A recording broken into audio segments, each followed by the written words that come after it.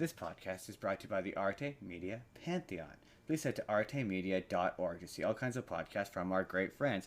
And if you'd like to start your own podcast, they can provide you with the tools and resources to do so there. So please head to artemedia.org. That's ARETE media.org.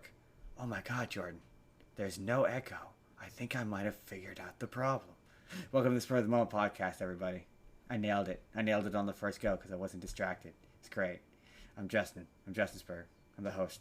I'm joined as always by 3 scoops of differing flavors of ice cream of your choosing. It's the incomparable Jordan, everybody. He's also here. That wasn't the correct. It's the incomparable Jordan, everybody. He's also here. I'm also here. He's also here. Be greeted. We have all been greeted. And on today's show, we're doing a week late review of Toy Story 5. You know when everyone's out there seeing Toy Story, seeing Supergirl? No. We're doing a week late review of Toy Story 5. Just for you. And then the news, where we got trailers, we got Forgotten Island, they're making a Donkey movie, Lilo and Stitch thing.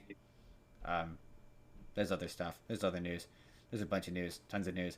And then, after that, we're talking about musicians. And movies about musicians. Not necessarily musicals, although some of them will be musicals. They're not all necessarily musicals.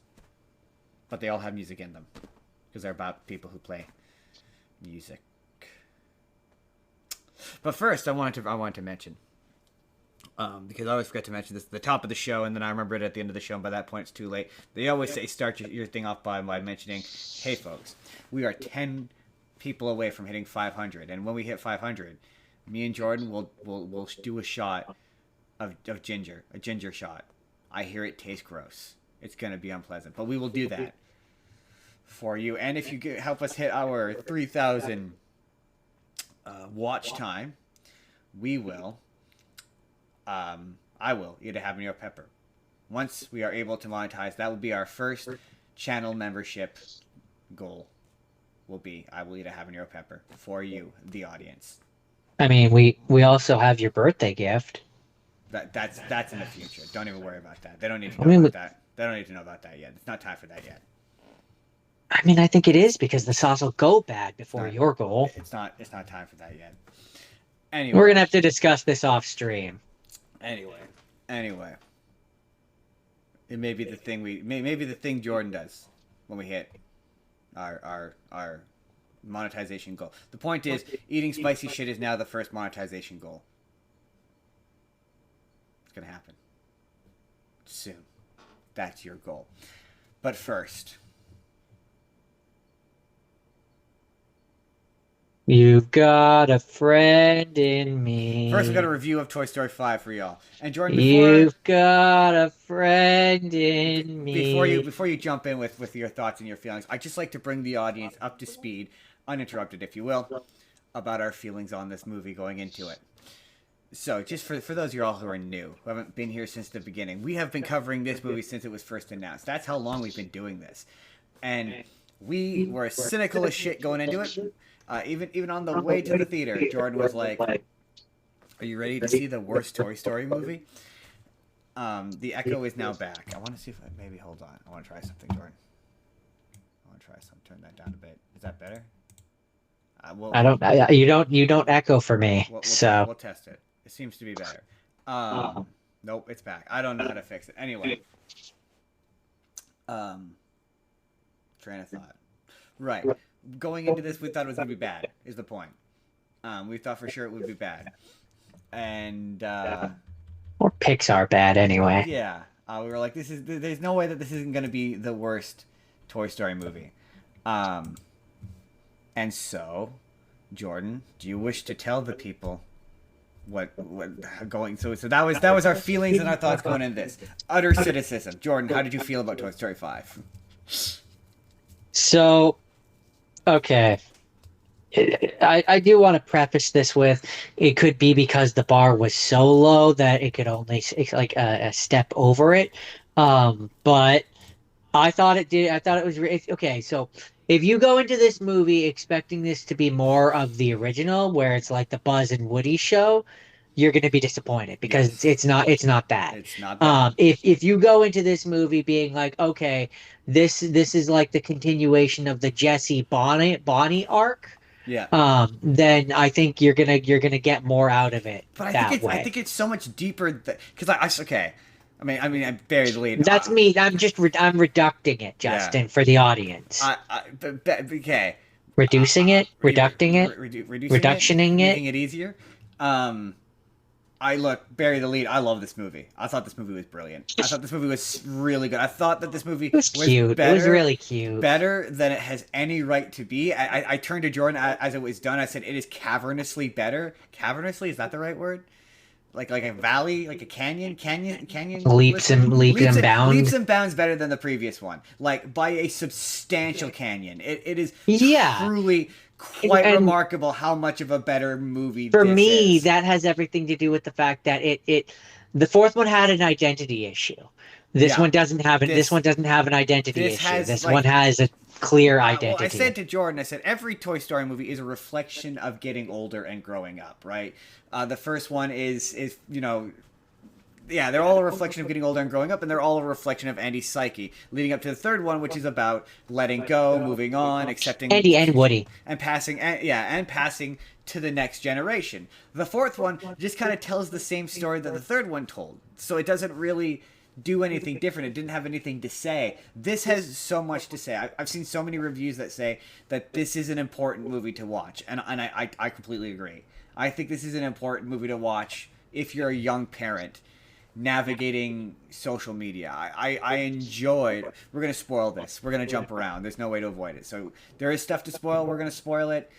It's a great movie. Take your kids. Okay, there. That's the non-spoiler free version. That's all you're getting. But there's the I appreciated that everyone has this all or nothing mentality when it comes to technology and AI and all that stuff. And I enjoyed how this subverted that. This doesn't go in the direction of the tablet is just bad. This doesn't go in the direction of tech is just bad. It goes in the direction of you need to talk to your kids and communicate with them. And it's just a tool. It's just a thing like any other thing.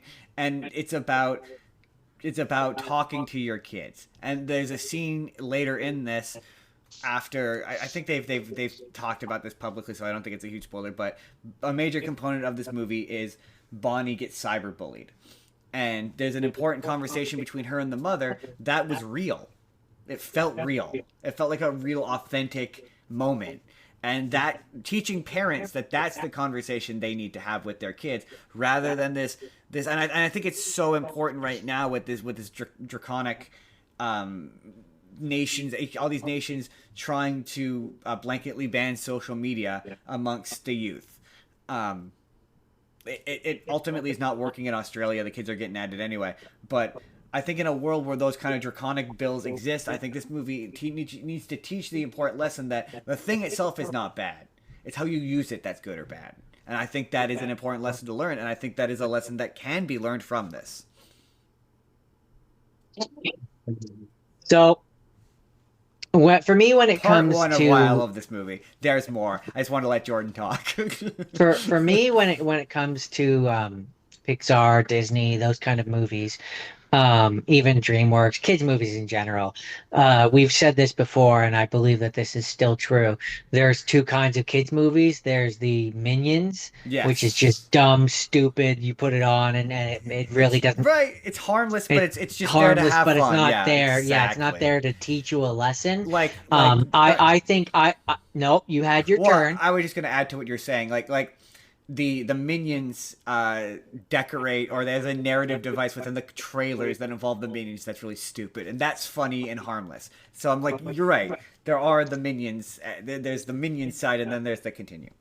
Yeah.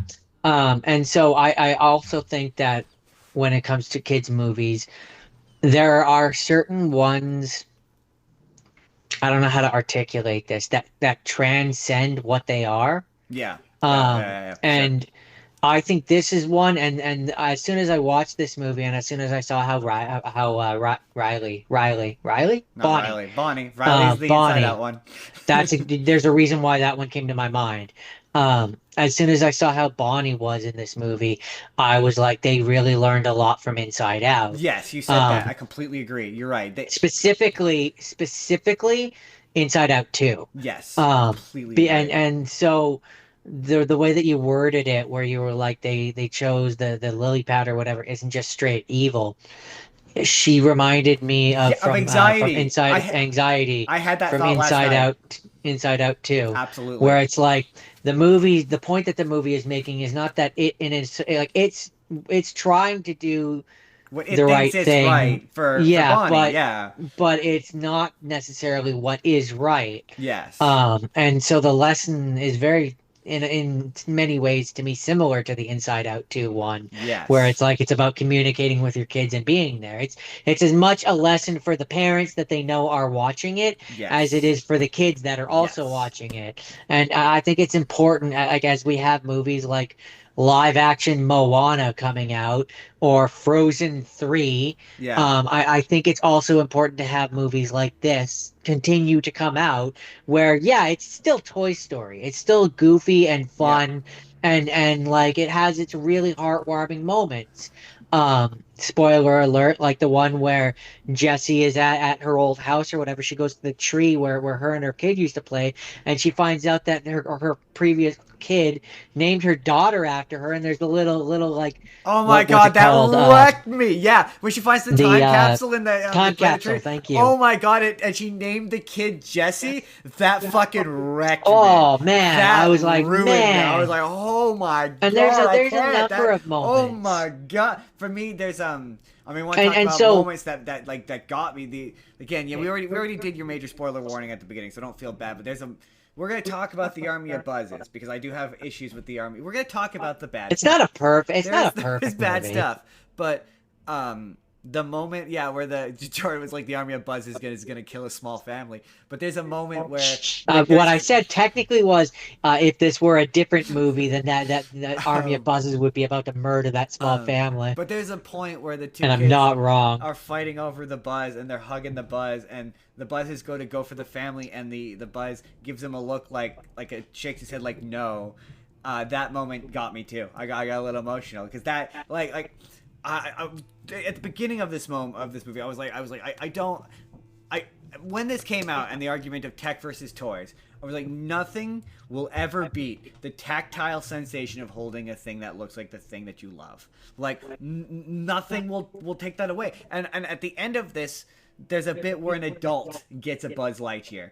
And he looks just as happy as the children because nothing beats the tactile feeling of holding a toy, of playing with the toy.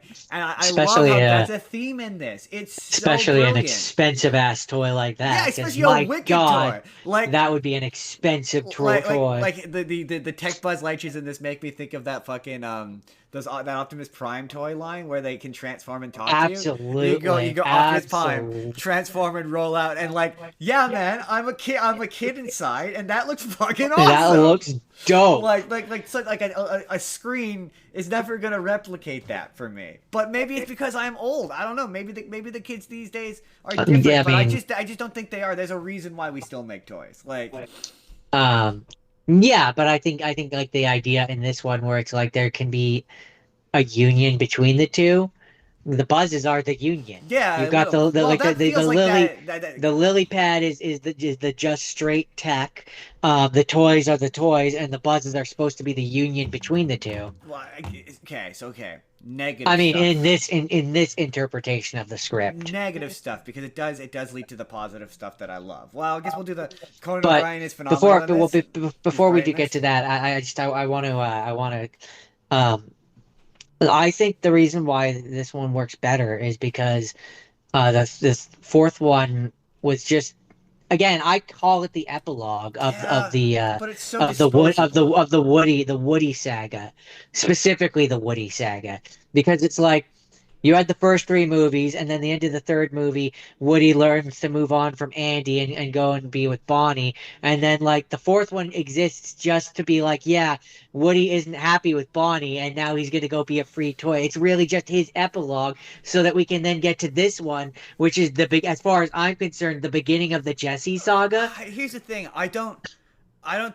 Okay, negative And stuff. this one is Negative stronger stuff. because it's now the Jesse Well, saga. that was a thought I had throughout this was like, would this be better if this was Toy Story 4 instead? And I just don't think this would be as good without Toy Story 4. I think it's a much better movie than Toy Story 4, but I just don't think it would work if we jumped straight into Toy Story 4 and it's a Jesse movie and Woody is there. But maybe if he's just there in the room and he's a background character, maybe it would still work and you could still do all this stuff. But I just don't think the stuff between him No. and Buzz works without him having left. Like a Oh, lot of this absolutely. doesn't work quite as well. But also, Unless they had a thing at the end of the third one, or at the end of the third one, where like they all go with Bonnie and he goes with Andy, and yeah. then that's why he's off on his But own. like, yeah, this if Woody's been there the whole time and he's not just coming, that doesn't. It doesn't. So that's where I'm like, that's where Toy Story 4 needs to exist in order for this to work. In order for this to effectively be Jesse's story, the Mm, previous one has to be about it becoming Jesse's story, right? yes and So no. I just don't know if we I just leapt think to this and now Jesse's in charge, if it would have the same emotional weight. I again, that's where it depends on how you end the third one. If you end the third one where there's a world for me where he keeps his family heirloom and he keeps Woody No, and but only I'm Woody. talking exactly the way it is. You're not changing Toy Story 3. Toy Story 3 still ends the same way. We just Toy Well, Story then 4. no. Then obviously no. There's no way. It wouldn't be the same.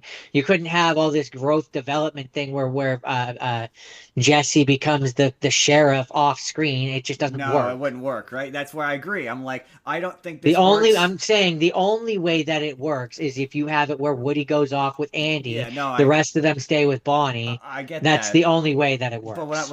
okay, for yeah, I'm saying I did have that thought where I was like, I don't know if they're like if it's still maybe if he shuffles it. I know without him leaving, this doesn't. No, Woody has to leave. Yeah, Woody has to leave in in order order for her for it to make sense for where she's at, where she's now become the leader of the room. And yeah, absolutely. that part can happen off screen if we've set it up in the last Yeah, and movie. it And the absolutely. only way you set it up in the last movie is if Woody is like, "I'm sorry, but this is a family heirloom. It's all I have left of my dad," or something like that, and he takes it with him. I He takes Woody with him. my other thing. Okay, I did say this on the way home, and this is often a thing with movies like this, with movies generally for me now, where I could so because we do this, we knew that they announced way back at the beginning that the Buzz Lightyears were going to be the bad guys, like they were going to be the villains in this. It was going to be, as they put it, an army of evil Buzz Lightyears, and you can tell. You can tell that this was two movies. This is two movies. At one point, it was a Woody Buzz thing, and Buzz was the lead character, and them fighting the army of evil Buzzes was the thing because there's a bunch of like weird moments that happen towards the end that feel like they're from a different movie, and the beginning sequence, the It's opening, sinister as it's hell. sinister as hell. It's every scene with them is sinister as hell. Yeah, that's why Until I the made the ending where joke. they're just in love with, yeah, that's why he made the joke that they're there to kill them because they feel like they're the bad guys. They're getting weapons. Like they're picking Yeah, up weapons it's as if they're gonna go and weird. murder this small family. They feel and Buzz and Woody and the rest of the toys are so separated from Jesse that it feels like this was a separate movie that got changed into a Jesse movie midstream for some reason. And like the Oh, ending, it's not for some reason. It's because Lightyear failed. You're right, absolutely. You know what? Now that you said that, that's completely true. I always thought that it was Toy Story 5 was made because Lightyear failed, but I think they were already making this. And I'm pretty sure they were already. Yeah, I'm I pretty sure they were already I working think on you're it. right. I think And I think Buzz was Lightyear gonna be the failed. villain, and they wanted to distance Yes, themselves from yes, it. you're right. That makes total sense because he does get kind of shuffled into the background of this. Not quite as bad as he did in the fourth one, mind you, but he does get I don't kind of know. shuffled. I would argue it was just as bad as the fourth one. Yeah, but at least this one gives it kind of a point, like he's a little bit insecure. I also Well, like the yeah, fact sure. that I now don't that love that though because he wasn't. That was not his well, character. that does lead to like the theory of the world of Toy Story, where maybe the kids that play with them impact their personality, because I do think it's funny that for 4 movies there's never been one iota of platonic love between these characters, or of romantic love between these characters, but now that Bonnie is in a place of she's making these characters get married, now Buzz wants to get married to Jessie, and that is her personality imprinting on Buzz, and I like that. So maybe Buzz is more empathetic because she's a girl, like that I don't know if that is the thing, but I love the fact that could I be don't the know thing. that I agree with that inherently, because like they had that whole subplot where Jesse definitely was into Buzz in the third one when he was Sure, Spanish and but suave, and sure, no, but she definitely it was was. I don't know, it was, but to me it feels like that's a boy's understanding of what women want. To me, I don't know, this had an air of like, yeah, now maybe Buzz is a bit more, but who knows? Maybe they're just like, after 5 movies You're it's you're time. talking about the same Buzz who was Mrs. Nesbit, so he was always I guess that's true. That is true. That is, he was Mrs. he, Nesbit. he was always in touch with Um, his feminine But side. so yeah, so this movie bifurcates into 2 sections. Yeah, it's Woody and Buzz, and they're up to shenanigans, and Woody fundamentally adds nothing to this movie. You could cut him out. Like, same thing with the Army of Buzzes. They don't really add anything. Like, at one point, Oh yeah, the Woody Buzz stuff is just there. Sorry to interrupt. The Woody Buzz stuff is just there because that's the Toy Story that's the yes, old Toy yes, Story. They want to absolutely. bring in all the old Like, us like, basically. but with the Woody Buzz thing, the Woody Buzz stuff, and at one point even turned to Jordan and I said, the Army of Buzzes has contributed nothing to this thus far, right? And Jordan went, yeah. Well, Yeah, yeah. But like all the best stuff is the Jessie. And so Jessie gets taken off to her old house, and all the best stuff is occurring with her and Conan as Mr. Smarty Pants is a breakout character. Like, you will remember. I'm sorry, I love Duke Kaboom, but everyone's gonna remember Smarty Pants way more than they will Duke Kaboom. My probably. favorite, the funniest part in this movie is when all the characters from Toy Story 4 fuck off. They're all just like, well, you Buzz, you're dealing with a thing later. Woody, you got this, right? And You then want to help them? the rest of them get put into a literal closet. But like, yeah, you guys got it. Yeah, they're just like, you got this, right? Like, the funniest part is when the Key and Peele characters don't talk because they clearly couldn't get Key and Peele back. That was really funny. Um, but yeah, I'm not really that sad about that. all this stuff, and right, all the tech characters are way better than all the characters from Toy Story 4. Like, it's kind of like the The only one that I would say that was maybe was I thought I was actually pretty good from Toy Story 4 was the bad girl, the what she's is she, pretty alright. Mabel I mean, or whatever. I made fun of Duke Kaboom, but I love Duke Kaboom. But that's just because I love Keanu Reeves and how weirdly enthusiastic he is about being Duke Kaboom. He loves Duke Kaboom. Like, there's a really funny video of him meeting a kid, and the kid's like, he's like, here, Keanu Reeves. He's like, yeah, do you like Duke Kaboom? It's like, really, not Neo? Duke Kaboom. That was the character that you asked him about. All right, Keanu, I respect it. I respect it. It's a little kid though. I mean, he wouldn't have seen The Matrix. I mean, he was like 10. Mm, His dad might have shown him the Matrix. probably wouldn't have seen The Matrix. Parts Might of have seen scenes from it. But anyways, off topic. Um, no, yeah, I so this movie surprised me with how Oh, much I liked it. absolutely. There's a lot of callbacks too, like the fact that the major score of the movie is When Is Somebody Loved when, Me. yeah, most of the score is When Somebody Loved Me. Incredible. It's incredible. Um, The ending, the little ending piece, oh, so good. Like, really genuinely good. So good. when she's like, I've had 3 different kids love me, and she looks at the bottom of her boot which says Bonnie. She looks at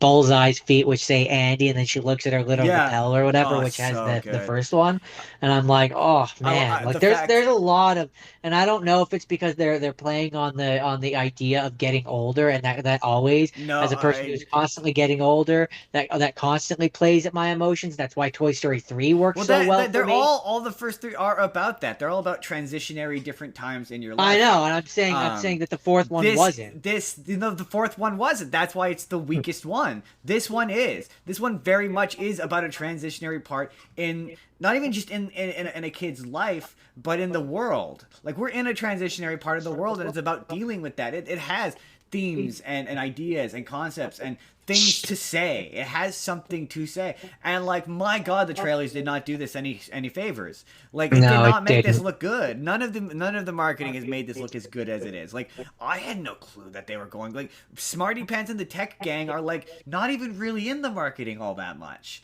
Like, it's mostly just really Which fixated one could on. argue that that's maybe a I good think to thing. yeah, you're right. I think maybe it is to the movie's benefit, but a like a great deal of it is fixated on Woody and Buzz. And they're such a small part of this, and it makes the movie better. And it's one of those I could see why people would. I, I thought for sure I was going to be in the small minority of like 3 reviewers who hated this, but it's new. It's unique. It's doing something different. It's not doing the same thing. It's exactly everything I asked this movie to be. And that felt weird for me, where I was like, man, this is doing everything I said it needed to do to be a good movie. And then it did it. It felt like I know they did, but it kind of felt like someone from Pixar was just watched our videos and Trolling through just podcasts took looking for notes. ideas. Yeah, it just took notes because so much of this is better than it should be. I've never been so happy to be wrong about something. But it's hard. But it's also like it's like what we said about Steven Spielberg, where it's Pixar. Like this I is the expect standard. them to do, yeah. This is the standard I hold them to. I don't hold them to Cars 1 or Cars 2, or I don't hold them to. I hold them to Toy Story 3. I hold them to Toy Story 3, and this is Toy Story 3 level. Like this is I would say that so. good. Yes, But again, to absolutely. me, that's because, and I'm going to continue to harp and point to this fact of the reason why this one is stronger is because of its it doesn't focus on Woody. Woody didn't No, need to be in this movie, no. and I maintain Woody shouldn't have been in He this movie. he's like a I think it dressing. would have made his impact coming back stronger if he wasn't in this one, but he came back in the next one for I've seen lots something of people say big. that. I do think he's in this the correct amount. I think that he's not the focus, and I do think that he does get peppered on in a way that works for me. If it was any more, it wouldn't work. Wouldn't work for me. If it was less, it would work for me better. But For me, I every joke they make with him just made me roll my oh eyes. The no, I bald hated it. spot Oh my made me god, roll my the eyes. The punch, the like bald the the bald spot jokes got old. Like just like they looked like they were gonna in the trailer. The jokes about him being old. He was old in the first ones. Like he was old back yeah. then too. So is Jesse. Jesse is also old. Like they're old toys. Like that. It doesn't. Yeah, those jokes don't really work. Um, But to be, it's the emotional stuff that works in this. Like all of the emotional stuff works in this. Yeah, like I got a little bit like ooh, like that made me feel feelings when Buzz was like, I Bonnie gets to choose who the best man is, but if I had my choice, like it would be you. And Yeah. like Woody in the movie gets like emotional, and I'm like, oh, that got me When emotional. he leaves and like he's like Jesse, you got this at the end. That kind of I was like, oh okay, and I'm feeling feelings. Um, but I don't disagree with you that yes, he doesn't need to be in this. It doesn't really serve anything for him to be in He this. doesn't really add anything. The only reason he's in this beyond the obviously marketing component and the selling toys component, now they can sell Poncho Woody, Yeah. um, is without him. Who's Buzz gonna bounce off of when he's in his parts? When Jesse gets separated, what's Buzz gonna do? Like that's why he's there. Oh, I mean, well, Otherwise, who does that's Buzz where. hang out with? Nobody. Well, I mean, no. What I would have done if I was them, there's two things you could have done. One, I would have hated, but I would have understood. Um, and two, I would have also been like, oh, of course they did that, but it would have been better, in my opinion. Is number one, Forky. Sporky, whatever. You have Sporky be the one, and I would have hated that, Nah. but you easily could have done that. But Would have no, rather what Woody come practically back. practically what I would have had them do is one of two sub ideas. Either you bring in like a different toy in general, like a new toy, and have it fill the role, and then that way, I mean, from their point of view, they get to sell new toys. Um, Yeah. and I either would have had it be like another guy who is like they're much like Buzz and Woody were in the first ones. They're rivals, Nah, friend because then rivals, you're just gonna be where like, they you where they both might as well bring back Woody. where they both, yeah, but it doesn't make sense to bring back Woody. But like where they're both after Jesse's affections or whatever. Yeah. Either that or you bring in a new girl character who is Jesse's competition for, No interest yeah, in that. No interest in that. Nah. it would have been better than bringing back Woody. No, completely. No, no, no, wouldn't have. There's too many Yes, it would moments. have. There's too many moments in this that are enhanced by it being Woody. That just No, it would have been better it would have without Woody. it would have been I maintain that. it would have been a way more disposable. Yeah, I just don't think. But what I I mean, do either that wish. or like you bounce him against like Potato Head or one of the already Nah, established yeah, no, ones. But no. He wouldn't have. The chemistry. He only. Yeah, it wouldn't have worked. But I do think that he should have been kept out of the marketing. I think he I don't. should. Yeah, I don't think he should be in the marketing at all because I would say that like him being in this, I hate it when movies play something like it's supposed to be a twist, and then all the marketing ruins it. So like the bit where she goes to use the walkie-talkie, had we not known that Woody was in it, would have been a great twist. But oh shit, is that Woody? That would have been. I mean, to be fair, the internet would have spoiled the crap out of it, which is probably why. But I just think like yeah, if it were more of a secret that Woody was in this and there was actually something worth spoiling, I guess, then it might have been more effective. But yeah, I do think he's in this the correct amount. Like he's in this as much as he needs to be, and he's not in it more than he should be. He's not. I think he's in it too much. He doesn't overtake anything. He's very much as much as Buzz is a secondary character, he's a secondary character, and I appreciate that. I appreciate that he's he's potatoes. Yeah, He's it's one not of those steak. like if he has to be in it, they did the correct thing. Yeah, It's exactly. one of those situations, but I just don't think he should have been in it. He has to be in it, and thus they did the correct thing. Is Right. how I would phrase it. But I don't think he should be in it. Um, That's my ultimate summation. but no, it's kind of again better than it has any right to be. Like I found myself I got so emotional so much more in this one than I did the last one, and I found myself being so many times being like, Because with the this is fourth one, good. with the third one, we already did the goodbye thing when it kind of came to Woody Yeah, and this all doesn't that. do that. So then to like have that be a thing again in the fourth We're gonna turn this one, on and off a little bit frequently. just undercut it. Yeah, but the, Whereas this one doesn't even really. It more, this one is less about saying goodbye to Bonnie literally and more just about like the Jesse kind of coming to terms with it's not my fault that they get old. yeah, exactly. Yeah. I have to. I have to.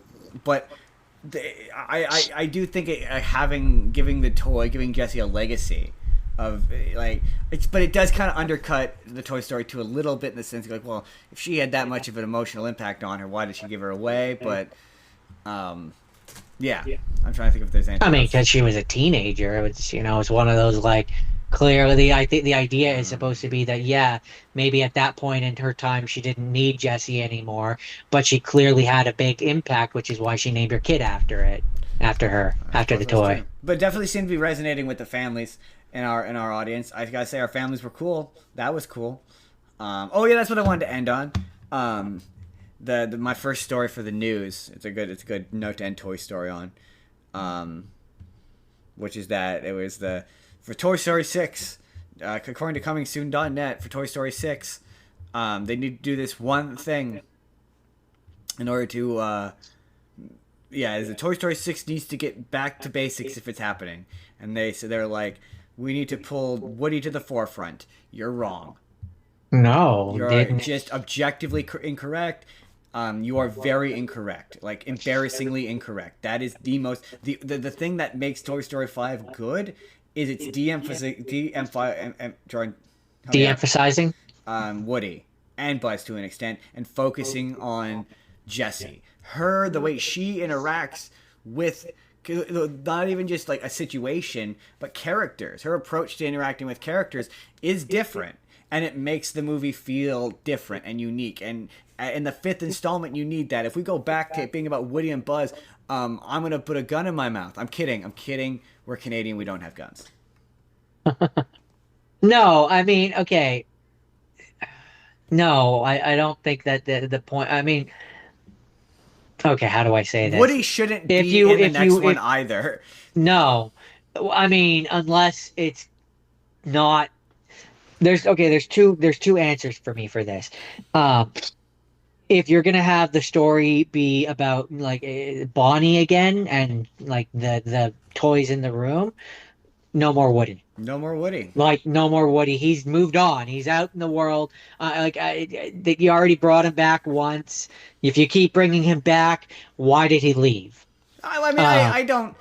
for me, That question, for me. No, let me finish. For well, me, that's where I stand on that. he likes being free Um, range, baby. That's why he's like. yeah, no, but no, Woody can't keep coming back to solve all our problems. But he doesn't solve the Um, problem. That's kind of the I'm point of talking the this. studio's problems. Oh, okay. Well, then I got it. Um, The movie doesn't solve the problem. That's kind of. no. Like the only way for me you bring Woody back is if it's his movie. So if we're getting a movie where it's about him and Bo Peep out in the world saving toys, That'd be kind of a and fun like movie. there's some other story you can tell with him where it's now from his perspective, and we don't see the toys from the room. I'd be okay with we do a Woody Buzz road trip movie and we don't call it Toy Story and it's a Woody Buzz movie. I'd be okay with that. I like Woody and Buzz. No, Buzz can't be there. Well, hey, you involve. It's still. Oh no, actually, I can conceive of. Actually, this would be It's amazing. bachelor party. So hear me out. No. Hear Hangover me but with out. toys. I have the greatest movie idea that will never happen. Okay. So, movie begins. And it's I don't know. I don't have all the I have a loose idea here, but um for whatever reason, Bonnie's family is moving to San Francisco, and San Francisco. and and Buzz gets left behind. So he has to contact Woody, and Woody and Bo Peep and them have to get Buzz across America from whatever state they were in to and it's a buddy road trip movie. Has to get him to Los Angeles, and then at the end of the movie, we have the scene where Buzz finally gets back to back to Bonnie and them, and we see a scene where it's Bonnie.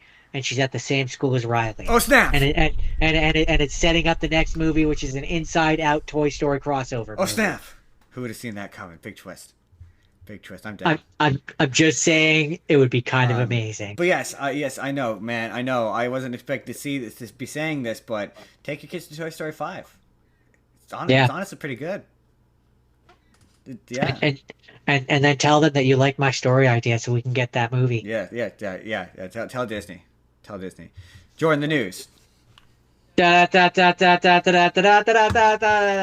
bit of news, Jordan, is they put out a bunch of new shit for Xenoverse, including they let a bunch of people who aren't us play a demo, and uh, I heard two races that are supposedly in it. and they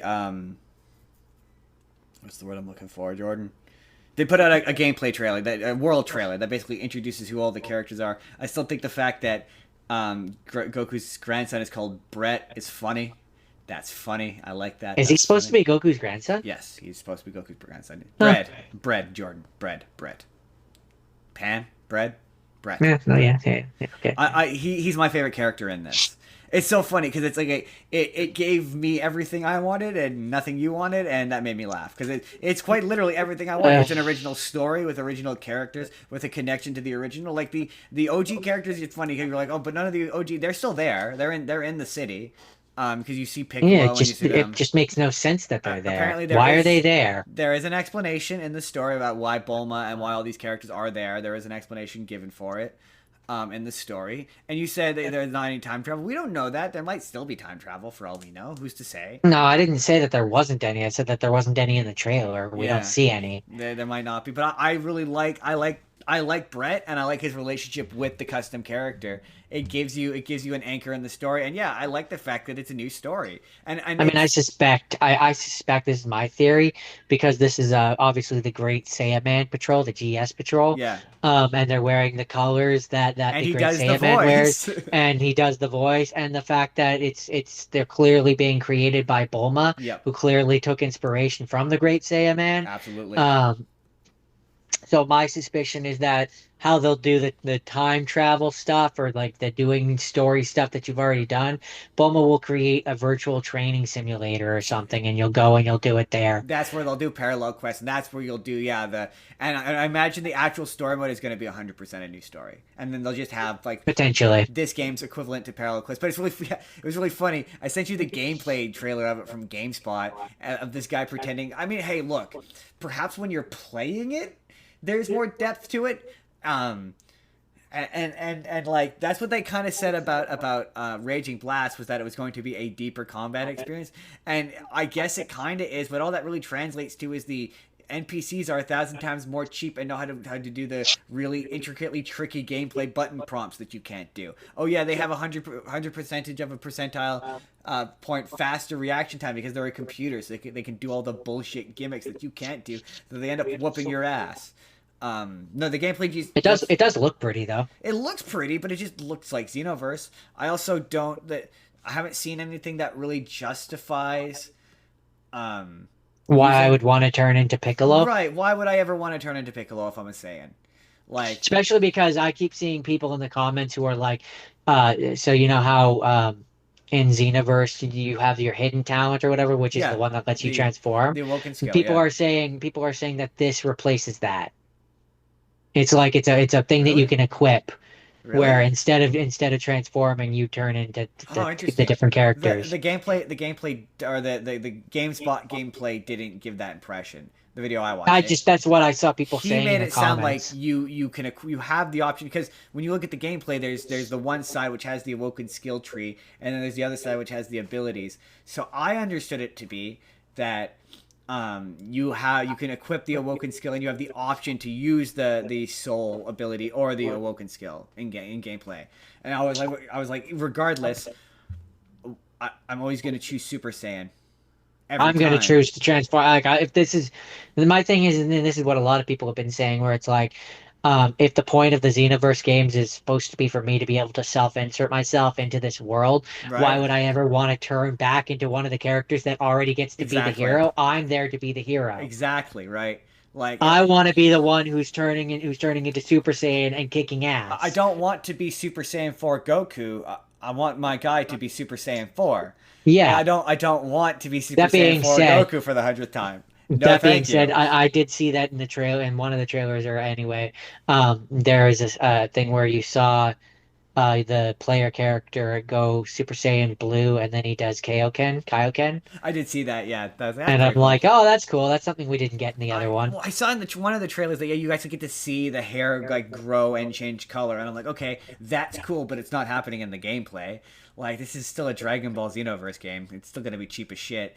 But I just the gameplay just you're right. The only thing that entices me about this remotely is the story, and that's it. And That's yeah, it. for me, that only kind of does. So Really, you're not interested in like an original story by Akira Toriyama in the Dragon Ball world? I want the time travel stuff. I like the time travel stuff. Yeah, That's the stuff that makes this fun for me. I perhaps if it, well, I guess if it had a different name, I suppose that. My thing is, you're right. Right now, it hasn't done enough to There's nothing. explain that makes it Xenoverse 3, other than I guess And a not just slight. a new, yeah, if it had an entirely new name, I would be going at this with a completely different mindset. But for me, like with any franchise, if it's the third of a thing, then it has to be connected to the previous one in some way. So I need some story justification for where the time nest is, where the time, like Right? why we're not Why doing any of no? that Why no stuff. Supreme Kai of Where's Tira Time? and where's Tira and or Mira and Kira, Tora or whatever. You've also Um, like gone out of your way to establish the Xenoverse versions of the characters as their own characters. So like, if you're not going to include Xeno Trunks, Then like, what's the point? what's Why the are you calling point? it Xenoverse 3? Right? That being said, I don't know about all of I don't know if this was true. I only saw a very brief thing right before this. But it appears like two of the playable races that you're going to be able to play as is bio androids. So you're going to be able to make your own cell. Um, Oh, and oh, what was the other one? that's interesting.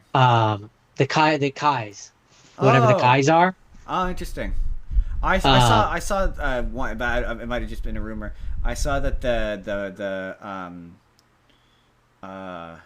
But I think it's supposed to be like the demon realm version of them before they're actually Yeah, guys. yeah. Yes, no, I did see. Yes, there's something about Demon Realm guys. Yes, that does sound familiar. But yeah, the other one was yeah, because it was red and it looked like a perfect cell version of Interesting, Cell Max. interesting. Okay. Which it would make sense that if they were gonna have to come up with new races, that totally makes sense as one. Especially if we're in the, if we've seen in the story that the whatchamacallit, the two guys from that superhero movie that were also androids, they are in this, which means that this timeline takes place after superhero, which means that yeah, this is a world where the Red Ribbon Army made Cell Max. Right. So the fact that further on down the timeline they have more of those This makes sense. makes sense. Jordan. And then yeah, I'm guessing there's going to be the Friezas, there's going to be Yeah, Saiyans, obviously. the Saiyans, obviously, the Namekians, Yeah. probably the But Majins make my again. custom character be able to be Super Saiyan 4. It's the only Super Saiyan that they haven't done in one of these games. Like, who gives a shit? I don't want Ultra Instinct or God Blue. I don't give a shit about that. I want Super Saiyan 4. Anyway, moving on. Well, especially now that they've done Daima and they have an official version of Super Saiyan 4. Exactly. Moving on. Jordan. I saw people say that this is the only reason why anybody is going to watch Hexed. But apparently they're doing a Lilo and Stitch short where Stitch will have a rivalry with a cat named Scratch, which is just kind of funny to me because I'm like, wait, so they finally did get like a real cat, but apparently Stitch is left to deal with the new creature who has moved to it more than is more to it than its cute appearance, which tells me it's an alien cat. But I'm curious as to like, I know that they've recast Lilo, and she's now going to be voiced by the girl who did her in the live action version. But the art, the poster, is the art style of the original movie. So he looks like original Stitch, and I'm guessing he's going to be voiced by Chris Sanders. So does that mean that this is a continuation off of that universe, or is this an animated version of the live action universe in an attempt to promote the second movie, which is going to be directed by the guy who directed the original Lilo and Stitch? I have no idea. I know, neither do I. Yes. That's my answer. Also, yes. Jordan, as per our discussion yesterday, Dakota Fanning played Lilo in Lilo and Stitch 2. So Lilo has been. Okay. Remember how I said that Lilo had a different voice once? Lilo had the same original voice for the entire show and Lilo and Stitch and the original movie, but for whatever reason, for Lilo and Stitch 2, Stitch has a glitch. She is voiced by Dakota Fanning, randomly. It's the one movie where she doesn't have the same voice. I don't know why. I do remember that there being commercials for that. Like where they're like, and Dakota Fanning. I do remember when they did that, and it was like a big deal, because then they brought back the original girl for Leroy and Stitch. But yes, for that one random movie, it was Dakota Fanning. Do you know? Okay. Do you know who Dakota Fanning is? And she was in Cat in the Hat. Yes, she's the girl from Cat in the Hat. That is. She was also in Push. Was she? Yeah. Oh, all right then. That one that has Chris Evans, and they have the superpowers, and she's a psychic. Yes, I did know that.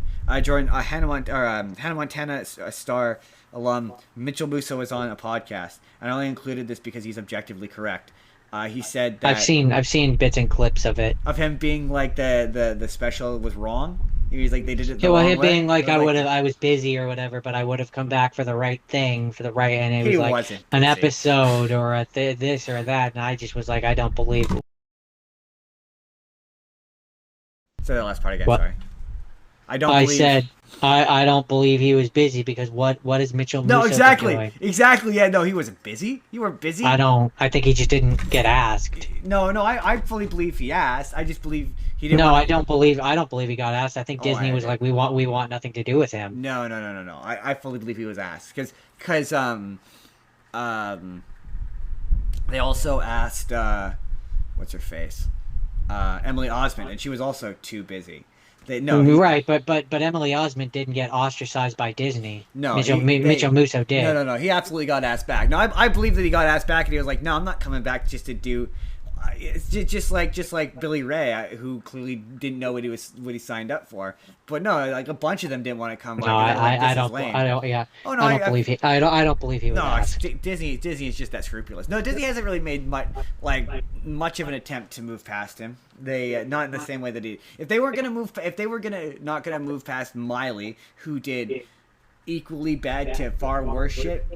Yeah, but Miley was the money maker. Right, but like in order to He wasn't. No, yeah, no, yeah, I fully believe that he was invited to the premiere of the thing like the other people were. Oh, that's different than being asked to be on the show. No. I don't think he was asked to be in the special. I think he was asked to come to the premiere, and he went, okay. Well, that's not what you said. Well, no, that's what he means when he says I was asked. That's what he means. That's what he's talking He about. means to be on the show. No. No, he was asked in the same way that like all the other cast members who showed up to the premiere, they were asked to show up to the premiere. They were invited. He was invited to the premiere, and he chose I know that's true because that was a thing that came out in the news when that thing premiered, where he refused to go to the premiere because he thought it was beneath him. And I thought that was funny because to what you said, what are you doing, Mitchell Musso? It's not beneath you. So when he says he was busy, he's full of shit. He wasn't too busy to show up to the premiere. Well, no, then in that instance, my opinion completely changes. If he was just getting invited to the premiere, why the fuck would I go to the premiere of a thing I wasn't in? Right, exactly. Yeah, exactly. Well, it's because it was a celebration of the show. Oh, fuck that. That was like 20 years ago. What the fuck do I care? Exactly. To me, that's the equivalent of being like, oh exactly. Yeah, Dave didn't go to the high school reunion. Let's all judge him for it. Who the fuck? What cares? Does Dave care? Exactly. Like he's right. They did it wrong. It was lame. The best part. It was a lame thing, and so it's like best, he wasn't even in it. Why would I go to the thing? The high school reunion is the best.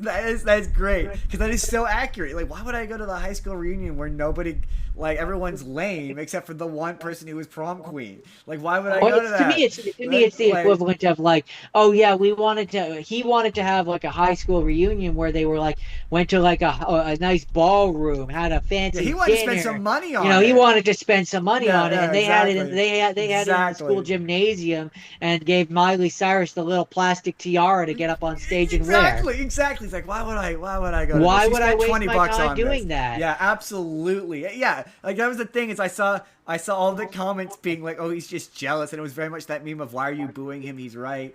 Yeah, he's right. It was awful. Like, that was the funniest part of that special was it opening up like a book of people discovering how terrible it was.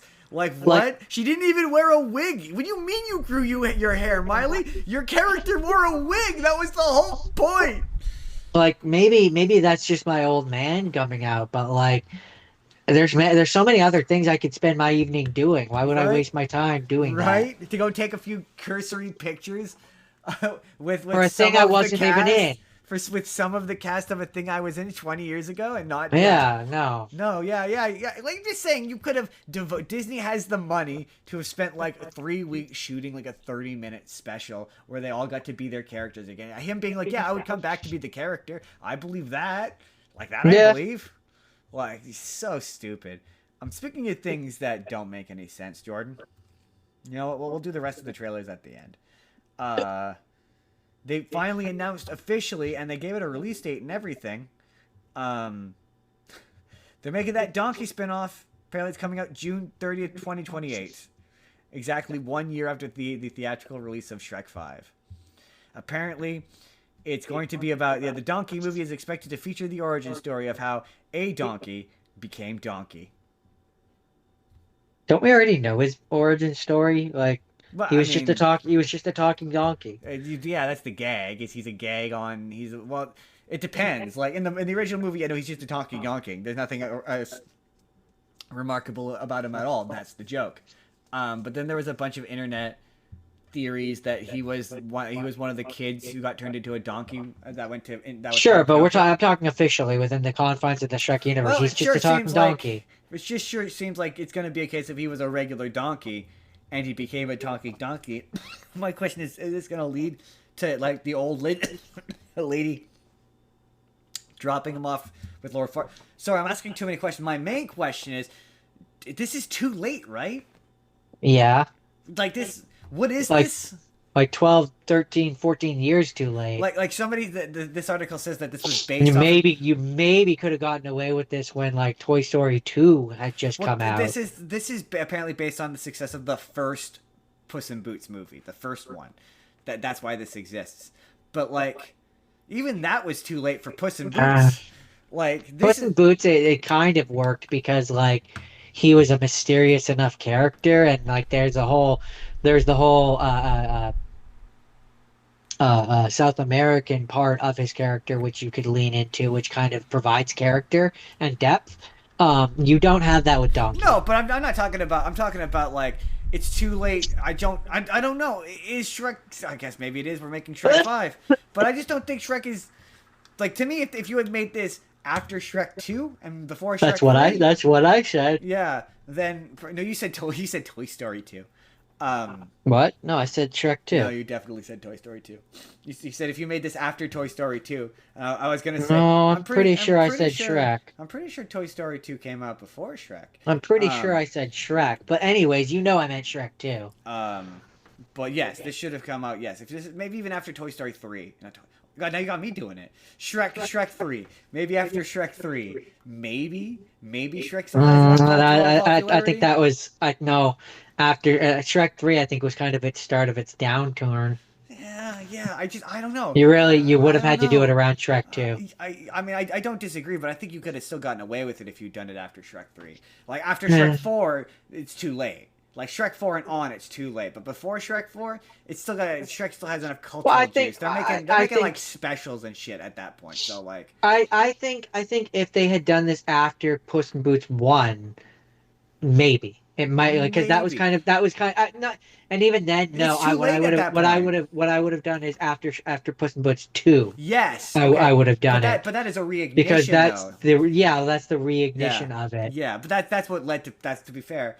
They And then at deny it, but that that's what point led to Shrek 5, though. Is that movie and being then popular? at that point having a donkey backstory thing kind of makes sense because it's been so long since the original one Yeah, that like you can kind of get it much like they did with Puss in Boots.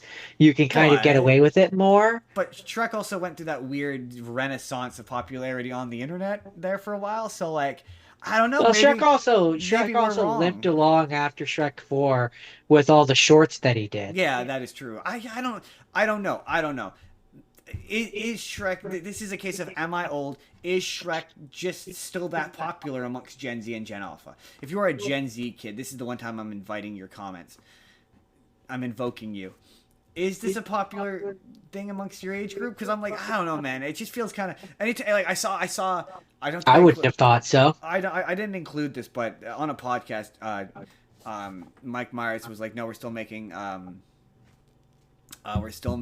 Austin Powers 4." And I saw a picture of him in a commercial that they released where he's playing Doctor Evil, and Doctor Evil in that commercial looks anemic. Like he just looks really thin, and it looks wrong. I haven't seen the actual commercial, so I don't know. Maybe in like when it's moving, it doesn't look quite as off-putting, but it just looked off-putting and wrong.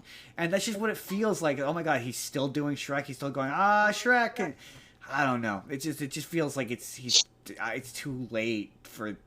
But I don't know. The internet's still talking about Shrek 5, so who knows? We need to move on. Yes, we do. Another quick thing, because I surmise you don't have anything to say about this either, really. Rick and Morty spinoff. They put out a full trailer for that President Curtis spinoff. Yeah, I don't get it. I don't. That was bad. That was an example where it's like it doesn't look bad necessarily, but I just don't understand it. There's like multiple weird meta jokes about the fact that the character is played by Keith David in that trailer. Like, there's more than one. It's very peculiar. Like, yeah, okay, he's got a nice voice. That's an odd joke, but all right. Again, like I said, for me, it's one of those where like I just don't understand who's asking for it. No, because I'd say Rick and Morty fans, but no, Rick and Morty fans hate Rick and Morty. So like that's kind of their whole deal. So like I just don't think any diehard Rick and Morty fans like you know which character I want to see a full show out of. the president played by Keith David. I don't. But there's jokes in there that were funny. Like when he's like, don't pull this Billie Jean shit on me. I keep it wrapped and tapped. I'm like, that's funny. That's a funny that's joke. where I say, like, the trailer doesn't look bad. I don't hate his doesn't look like it's a bad show necessarily. It's just for me, I just don't understand who was asking for it. I don't hate his secondary characters either. I actually think they're kind of funny. No, that's what I'm saying. It doesn't look like a bad show. No, it absolutely doesn't. No, it's just the fact that like we're getting this off the back of Rick and Morty. Who was asking for that? Well, it's not even... There's a lot of characters in Rick and Morty where I'm like, okay, a show about them could be different and weird and interesting. Like Bird Person, show about Bird Person would be very different. But like, I think as always, it's my who saw the president and was like, I need an entire show about that character. It's not, for me, it's not like anything, any one of these things. It's not its existence that I find peculiar. It's its timing. Because, like, okay, man, maybe if you put this out during, like, season 3 or 4, during, like, that drought, when Rick and Morty was, like, weirdly memey and, like, on t-shirts and shit, and it was, like, had Szechuan sauce and all that stuff, then, sure, maybe you could get away with doing a show with a random character. But by season 7 or 8... you got a very select group of people who are watching it, and I don't know who it's for. But it's not to say it doesn't look funny. It does look funny. Yeah, I don't know. That dovetails nicely into the next thing I don't get, and that is the Stewart fails to save the universe. That's the same thing. Yeah, that's the same thing where I'm like, who is it for? It doesn't look bad necessarily. I mean, it's for me. It's for me because it looks really good. But yeah, I saw a comment that was like, I love how every one of these spin-offs looks progressively less like Big Bang Theory. Big Bang Theory. Yeah, I think that's funny.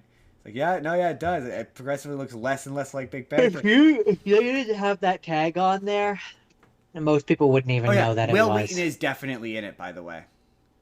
I meant to mention this to you before. I'm convinced he's definitely in it because I saw a podcast clip of a woman interviewing him, and she's like, tell me about Stewart fails to save the universe, and he makes a face, and he starts to say like generic interview stuff about it. But I just went, that means he's in it.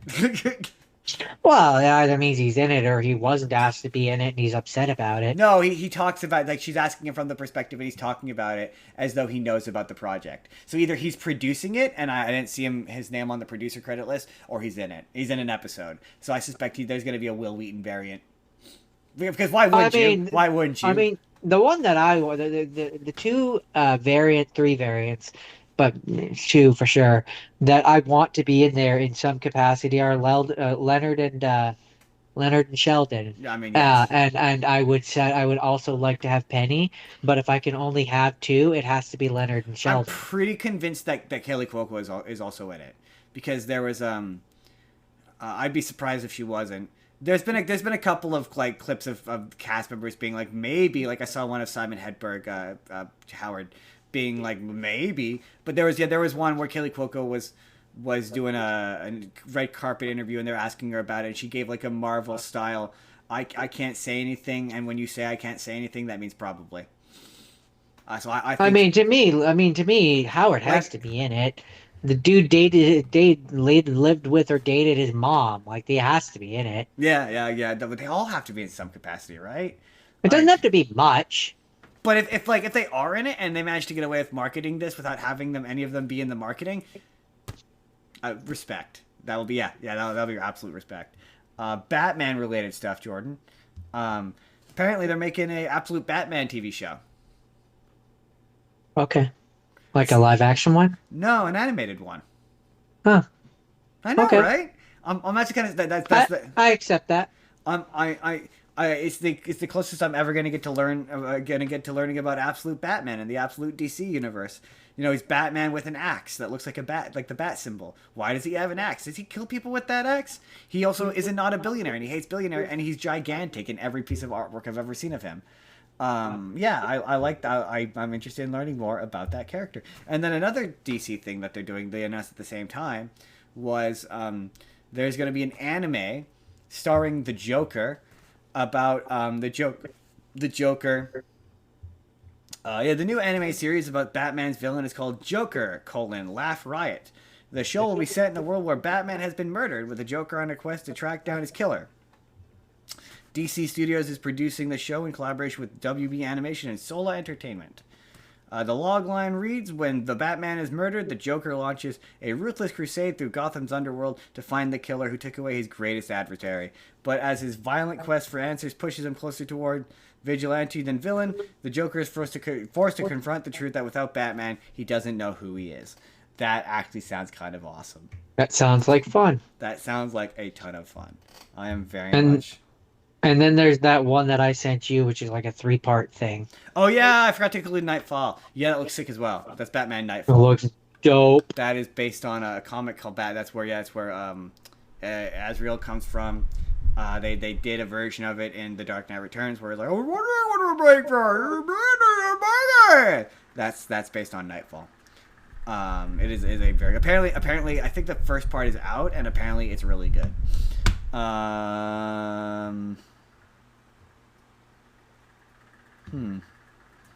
Yeah, no, we're gonna cut that because who cares? But Jordan, King of the Hill.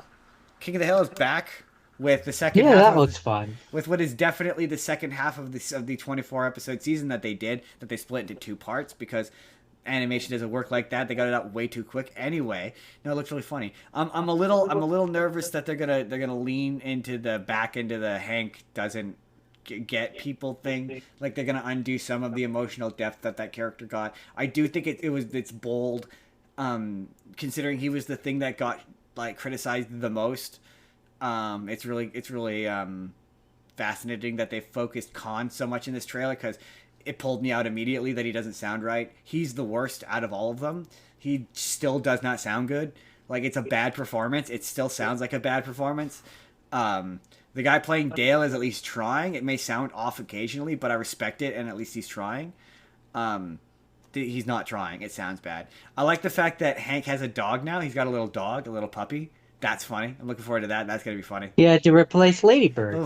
Yeah, that was a rumor. That was a rumor that in this season he was going to have a little puppy. I was like, that's funny. I like that.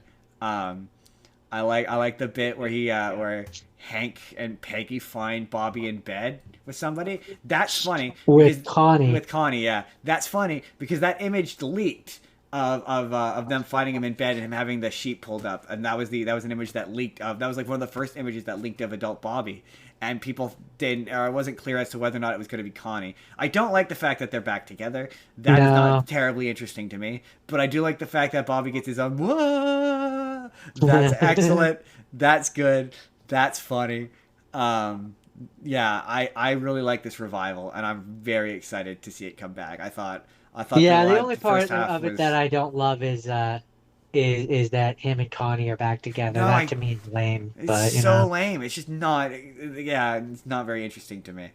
But I really like that first half of the first season, whatever you want to call it, and I'm looking forward to seeing this come back. Si, senor. Then finally, Jordan. Finally. Yes. Come on. There it is. We have Forgotten Island. We have Forgotten Island. And that looks fun. That does look fun. Honestly, the second trailer I like it a bit better than the first one because I like the fact that there's a villain. It does scream a little bit to me like K-pop Demon Hunters was big. It does have that kind of vibe to it. It's given off. There's a lot of really. It's got a lot of anime influence to it. At least in my opinion, it does. The action looks good. It reminds me a lot of that. Speaking of that Puss in Boots movie, it reminds me a lot of that Puss in Boots movie. Like the art style. And the see, that's style. interesting because to me the animation art style reminds me of Across the Spider-Verse. Yes, I can see why you would say that too. Yeah, it does. It does have that kind of.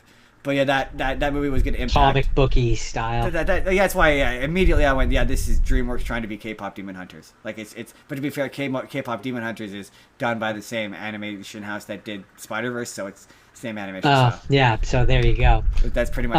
Just but I don't view that as a bad thing. No, it's not a bad thing.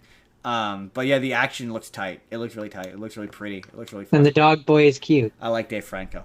Never not Yeah. liked Dave Franco in a thing. I've always liked Dave Franco, and this is no exception. I like Dave Franco.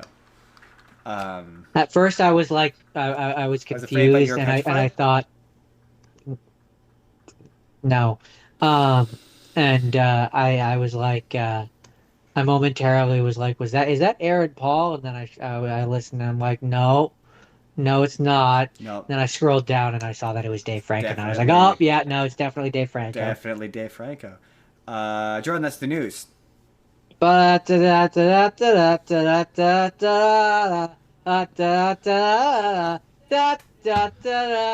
news, Jordan. I'm pretty sure we kept the news under 30 to 40 minutes. I think we're an hour and 10 minutes in, but to be fair, I'm pretty sure like 30 minutes of that is Toy Story 5, and it deserved it. And we didn't argue about it, making it go longer. You know, like we do. They can't hear you clapping. The Zoom is not picking up the clapping. Anyway, today's show is brought to you by, as always, Wild Education. You can, if you go to their Facebook page, they have options where you can put in $10 and you can enter a draw to have an interaction with Gary, the serval cat. And if you have lizards and animals that eat small rodents, you can purchase rodents from them, and they have options for you to pick them up. I have a link to that in the description as well. But if you go to their Facebook or the YouTube, and you can find all that stuff, learn about what they got going on. You can support them and their endeavors to help the animals. And also, I'm gonna play this in a second.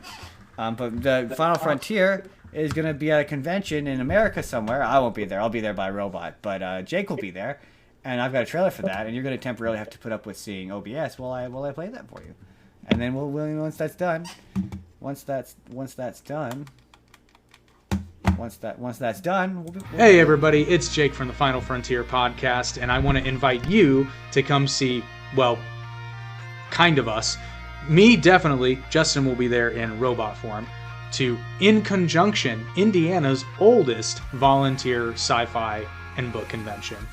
We have been graciously invited to lower the bar at In Conjunction, and we will happily do so, but we're also going to raise that fun bar. We're going to have our table set up, tell people about the podcast. If you watch and you're in the greater Indianapolis area, come say hi, take a photo. I'll sign something for you. I don't care. And we're going to have Star Trek merchandise to sell. We're going to have a raffle going off and free candy. Come to In Conjunction, say hi to us, and then check out all the other great stuff. And a little birdie told me there's going to be gaming and panels. Oh, that's pretty cool. So, that's pretty cool. Yeah, it's going to be a lot of fun. So come see us at In Conjunction July 10th through July 12th, 2026 at the Wyndham Indianapolis Airport. So that's the hotel that's right there, conveniently located close to the airport. And we will see you guys there at In Conjunction. We will see you there. I will see you. Justin will see a video feed of you.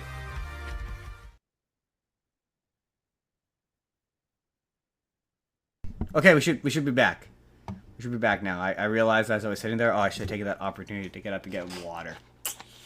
Ugh, foolish. But anyway, yeah, we will be at In Conjunction Con, the Final Frontier. Jake and in some variation there, or I'll be there. Probably just gonna record a loop of me being like, Well, you're not going to be on video call the entire time, the entire however many hours that he's there for? I offered to be on video call for some of it.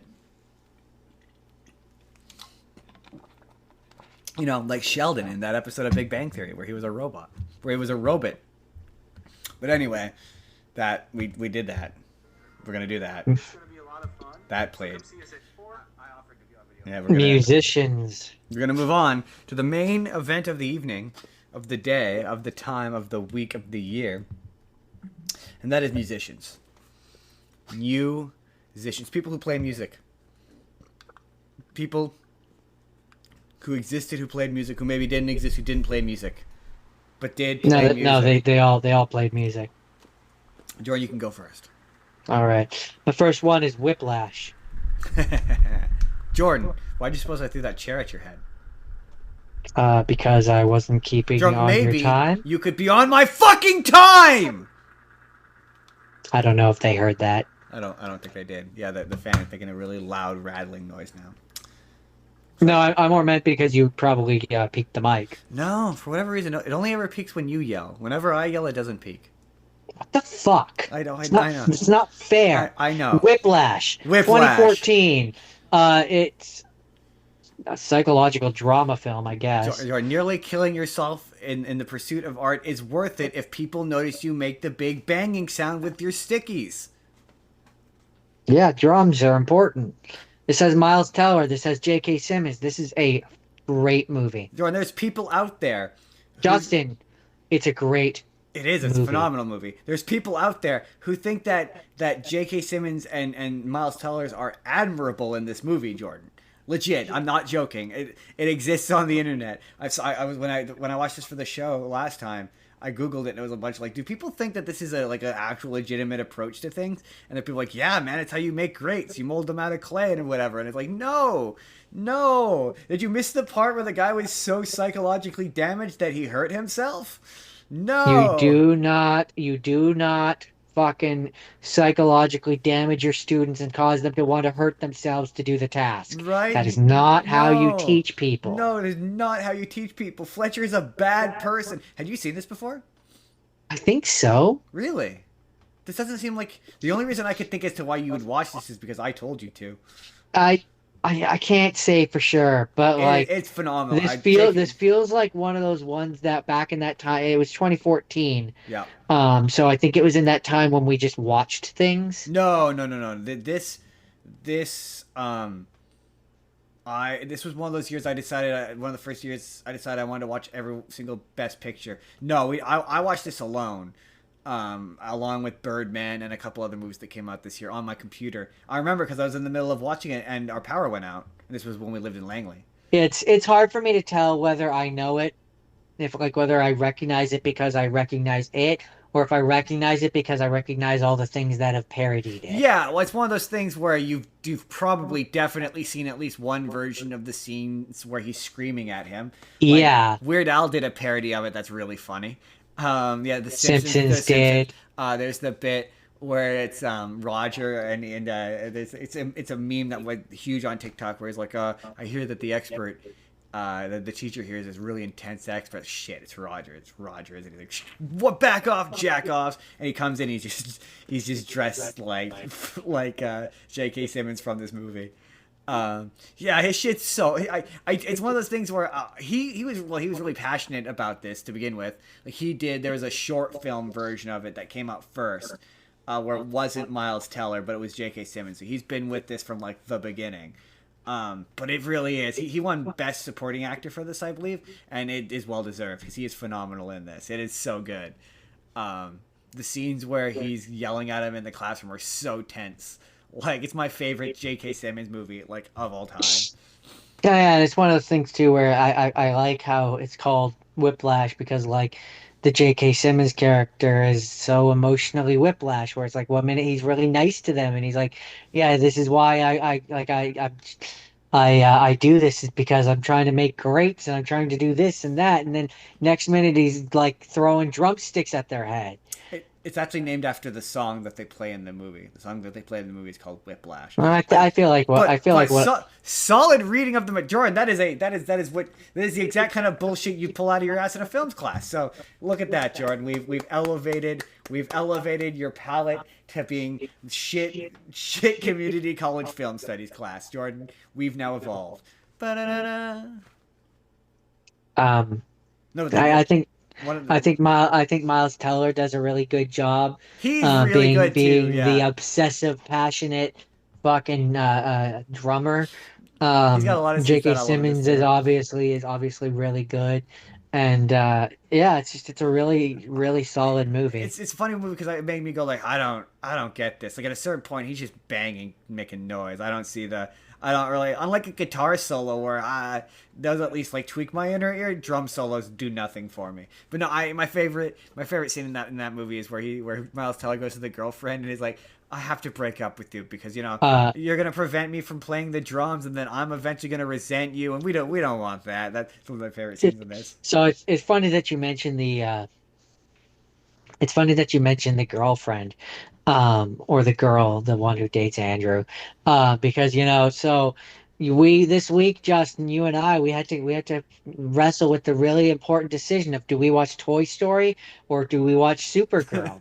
And this week I got to skate by that because this movie had Supergirl in It it. has a Supergirl. Melissa Benoist, whatever. Benoit. Yeah, you got it right. She is she Benoist? is the Benoit? C she is the CW Supergirl. So Uh, I technically watched a Supergirl. I don't know. See, we're gonna have to come back to the Supergirl movie because that maybe when we do the Supergirl movie, one of us will have to watch the Supergirl show. Because like, what's funny is just as a random aside, just real quick, is the internet is trying to do this thing where they're like, no, we don't like the new Supergirl because she's bad. The only Supergirl we've ever liked is the CW one. And I've seen so many people be like, no, you didn't. You hated her when she came out too. And I was like, yeah, no, they're right. They did. No. No, I have. No, they were right. That's accurate. That's 100% That's true. accurate. Yeah, that happened. And for me, she's always going to be the girl from Glee because that's where I saw her first. She was on Glee first. But Benoit. Yeah, that was the most mind blowing thing one day when I remember that Grant Gustin was the bad guy on Glee. And I was like, holy shit, I hated him. I hated him. And now I love him as the Flash. I hated him so much. He was trying to break up Kurt and Blaine. Sorry, this is not Glee. Anyway, George, do you have anything else you want to say about I liked this movie. This movie? Yeah. I liked Whiplash. I It's a love good movies movie. where you're like, did I see this or have I just seen this in TikTok clips enough times that I feel like I've seen this? That happened to me a number of times.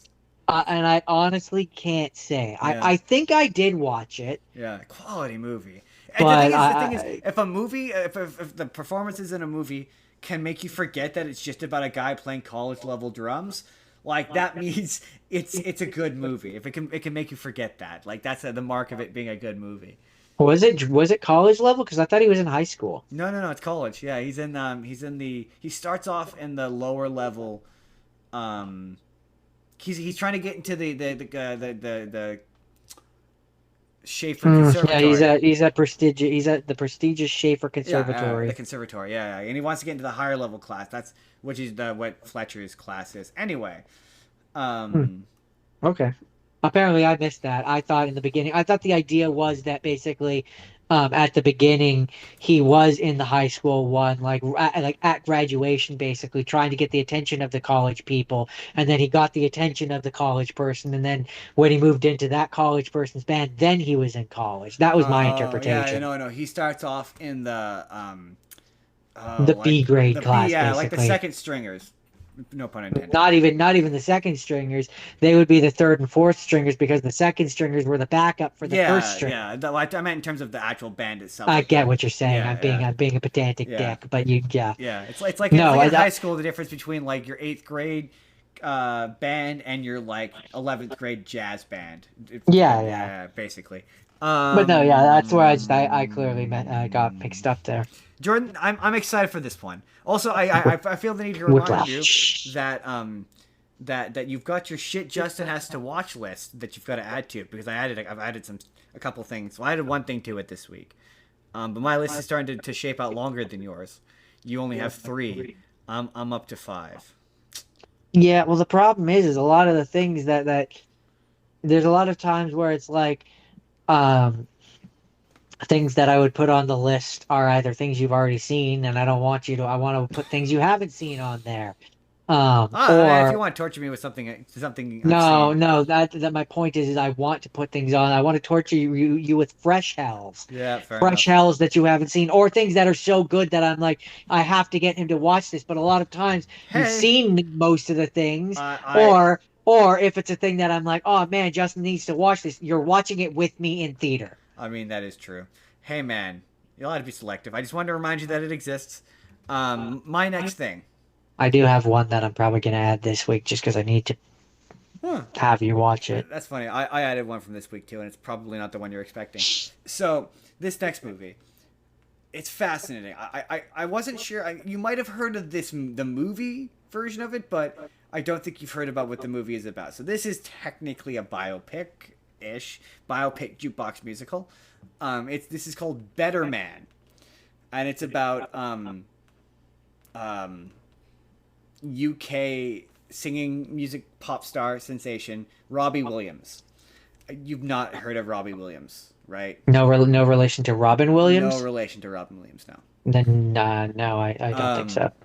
And so, okay, so this is a biopic about the musician Robbie Williams with the weird creative decision made where Robbie Williams in this movie is a monkey. He's a CGI monkey.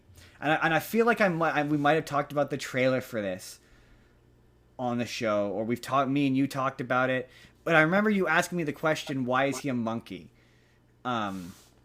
What is this? Better Man.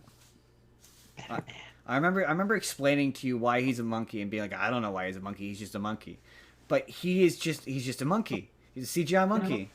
And there's no rhyme or reason for it. At the beginning, there is what is definitely an ADR in line about how this is how he sees himself. And when asked externally, Robbie Williams said that he saw himself as a performing monkey. But he is the only CGI character in the movie. None of the other characters are anthropomorphic animals. And he looks like a chimpanzee, but he's only really kind of got a monkey face and monkey hands. And he's made just human enough so that when he has sex with a girl later in the movie, it's not weird or bestiality. I mean, it is weird, but it's not weird or bestiality. Sounds pretty weird. It's pretty weird.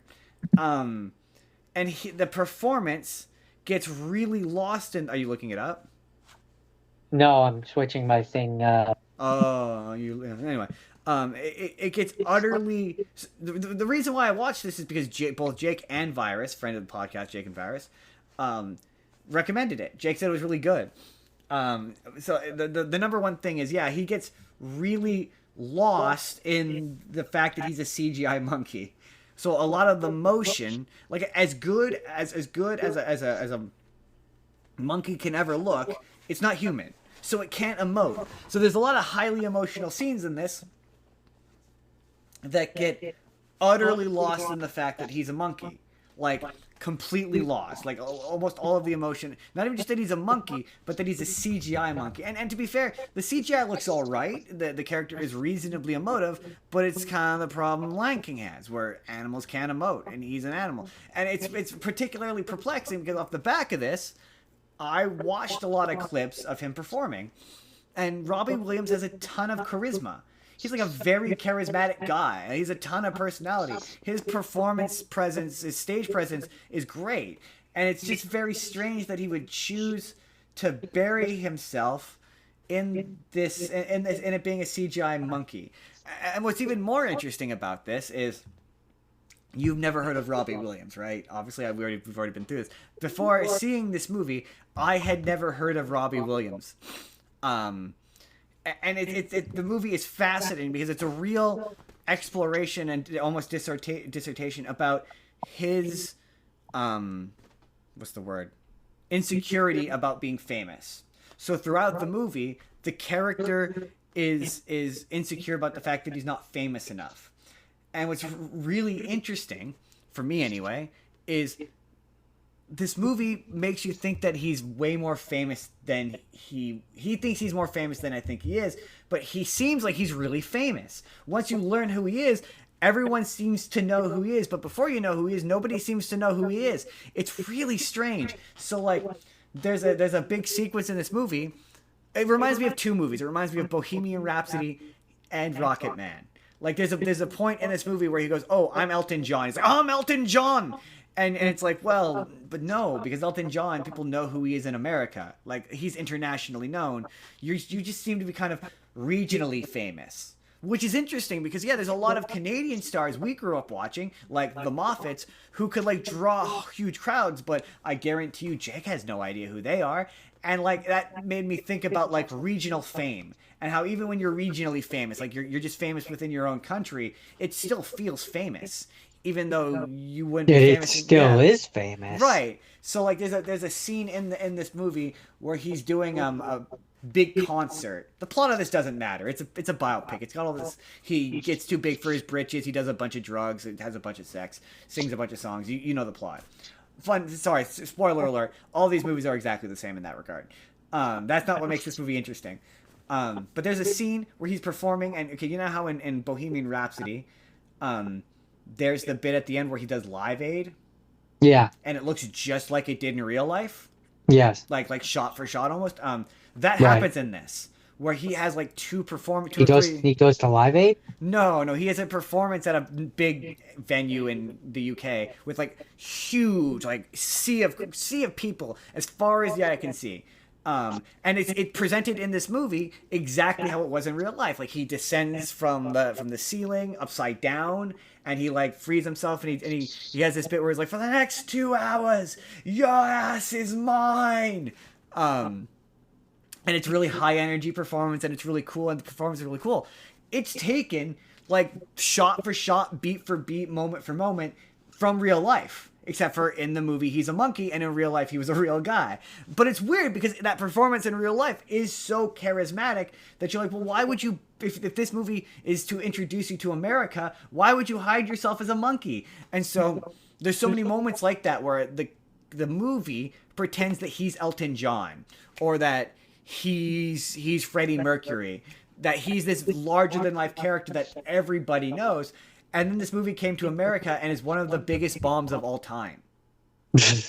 Like, nobody in America knew who he was. So this movie tanked horribly, bombed horribly in America because nobody knew. And I remember when this came out, a big point of discussion with Jake, and I would love to, now that I've seen this, I'm going to have to corner Jake and chat with him about it, because like, he gets really lost in it, but Robbie Williams has such charisma that if you had got like a Jafar Jackson or someone who looked like him, if this movie was meant to sell him to America, it doesn't do a great job of doing that. There's a lot of like an early part of his career is he's part of a boy band. And the boy band is famous, and like I'm reading about this, and I'm like, oh, this is a famous boy band I've never heard of. But the other frustrating bit about the monkey is it seems like at one point,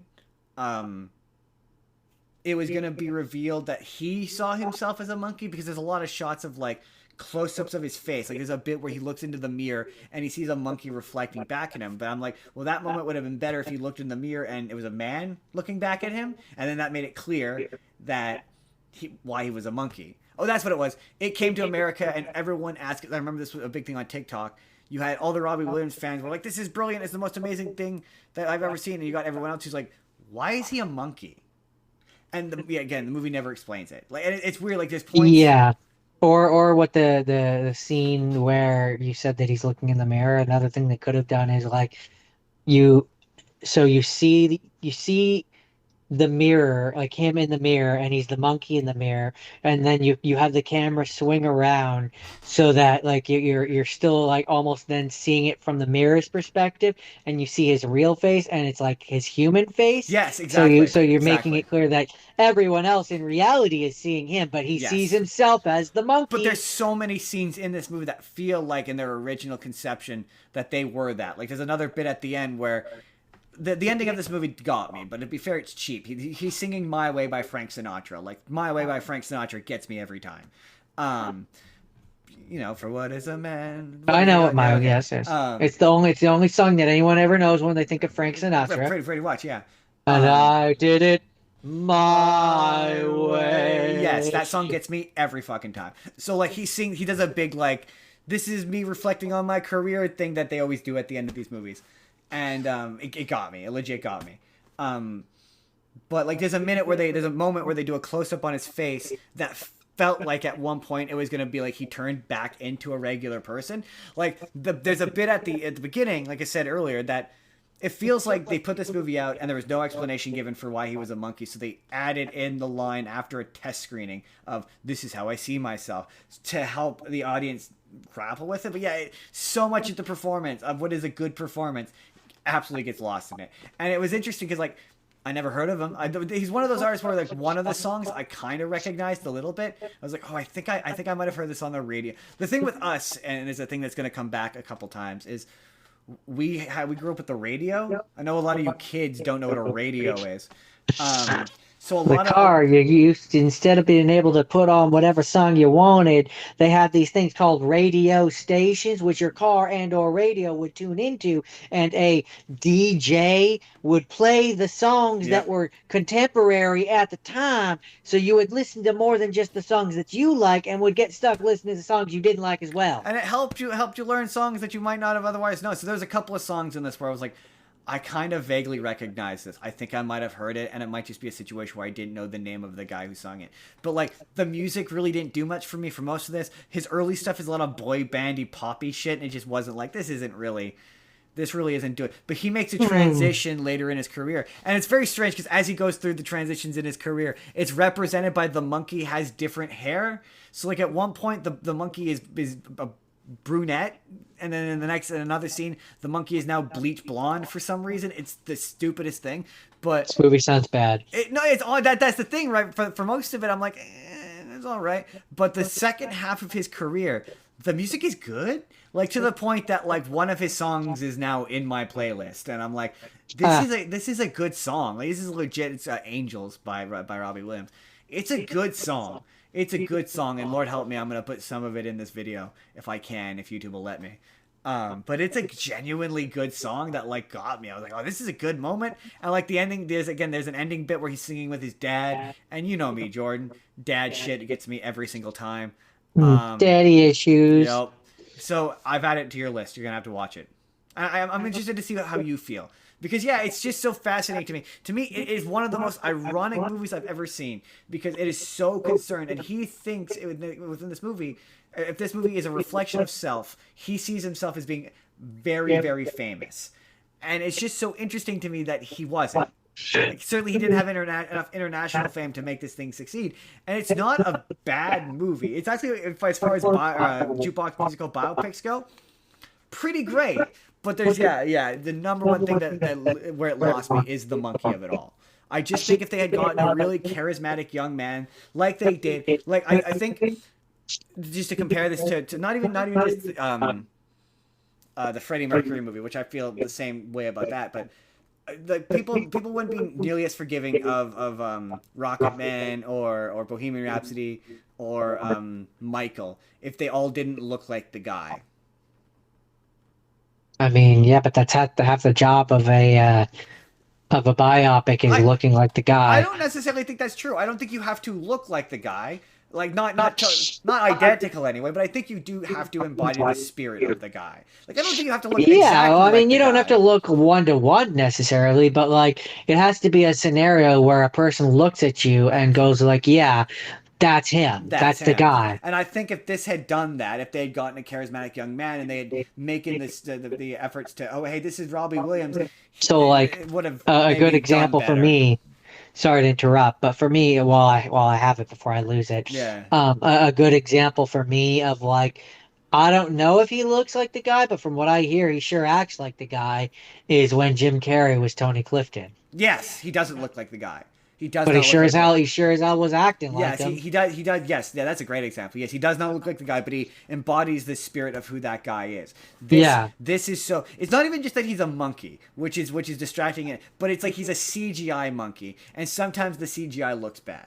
There's just certain scenes where the CGI doesn't look good. And I just, if you had gotten somebody who kind of looked like Robbie Williams, because I've seen, because I've gotten so into the song Angel, I've watched a few of this, like the one I mentioned where he does the "Your ass is mine." Like, he has so much energy as Rob, in the actual performance, so much character that is just getting lost when they do that bit in the movie by the fact that he's a monkey and he can't emote. And it's held back by that, but it's not bad. It's not a bad movie. But yeah, to me, it's one of the more ironic pieces I've watched, because I was like, yeah, it's just funny that he's so insecure about his fame, and he came to North America, and nobody watched his movie. Anyway, that is not Nowhere Man, Better Man. That is Better Man. Know me better, man. Know me better man. See, every time Jake would talk about better man, I would do that. I'd be like, know me better man. Better man. Yes, yes. Okay. So my next one is it's not a biopic. Okay, so before I talk about it, have you ever watched Purple Rain? Purple Rain is a biopic. That Prince. No, it's not. It's not a biopic. Isn't it about? It's not a biopic. Isn't it about? Isn't it about Prince? It's a fictional story. It's not a biopic. Oh, okay, fair enough. No, I know Purple Rain because clearly I know who Prince is. It's a thing. Basically, it's a movie that Prince basically went to his manager at the time and was like, "I will quit your label if we do not get this movie made." And Yeah, that sounds Prince, like Prince. Prince had a few Yeah, that few of sounds the right. scenes, a few of the scenes written out. So I'm sure that there's things where it's like it's loosely based on It his sounds like 8 Mile. probably. That's If what it, that's what it makes me problem think of. is I don't my problem is I don't know enough about Prince to be able to say yes or no. But in the sense that like it's sort of quasi biographical, but not intentionally so. Again, I don't know enough Neither do about I. Other than Prince to be able to confirm that. he sings songs Uh, that sound like Michael Jackson songs. That's just like there's been a few times where like that sounds like a Michael Jackson song, and I'm like, no, that's Prince. Oh, okay, fair enough. so wait, but to go back, you said you haven't seen this movie? No. Guess what? It's on your list. Great. Okay. I can do that. Um, Oh, I'm gonna have to. I'm gonna have to change my list for something. That's okay. because I need you to watch Right. this, and there's two characters in particular, one of which is Prince, where like Purple Rain. I I don't know how to say this in a they You said come that across as they um. come across as gay. Yeah, isn't Prince gay? When when I look up Prince, nope, he's apparently been married. Really? He apparently is very known for being only ever dated women and only ever being into But women. he's seen. It's all part of the act, apparently. Okay. To be fair, hey man, we maybe just have bad gaydar. There's him, and there's another character in this movie who is, I think, supposed to be like one of his rivals or something. Who like his whole thing is like he's trying to steal away, and granted it's in a business sense, but like he's trying to steal away the character that Prince plays, who is not called Prince, but I'm gonna call him Prince. But he's played by Prince. He's played by Oh, Prince. okay. His character is like trying to make it with his band. Also, Morris Day is in this, and Apollonia, who are both people that he is known for working with Oh, okay. in real life. I only know that. Well, Apollonia I know is because I looked it up. Because so in the movie he has a girlfriend, or he gets a girlfriend who is named. Her name is Apollonia, a different last name.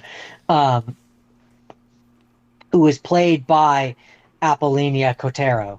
I don't know who that is. She's the leader of a band called Apollonia 6, which Prince helped create. Gotcha. I don't know what that is. And either. then what? Apollonia 6. I've never heard of it. It's a band. I just said it's a band that Prince helped create. I've never.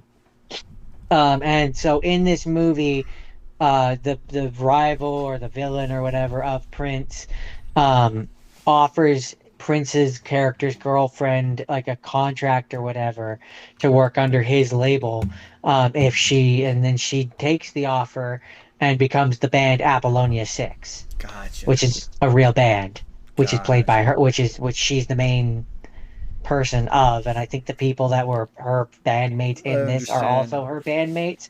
So it's a lot of like, these are all real life things that have been taken and made into movie form. If Right. that makes any sense? Yes, there's a name for that. That sounds an awful lot like similar to. We're gonna talk about it later, but Dreamgirls does the same thing where it's like these are all real things, but their names have been changed But they slightly. names and Yeah. and things have been changed.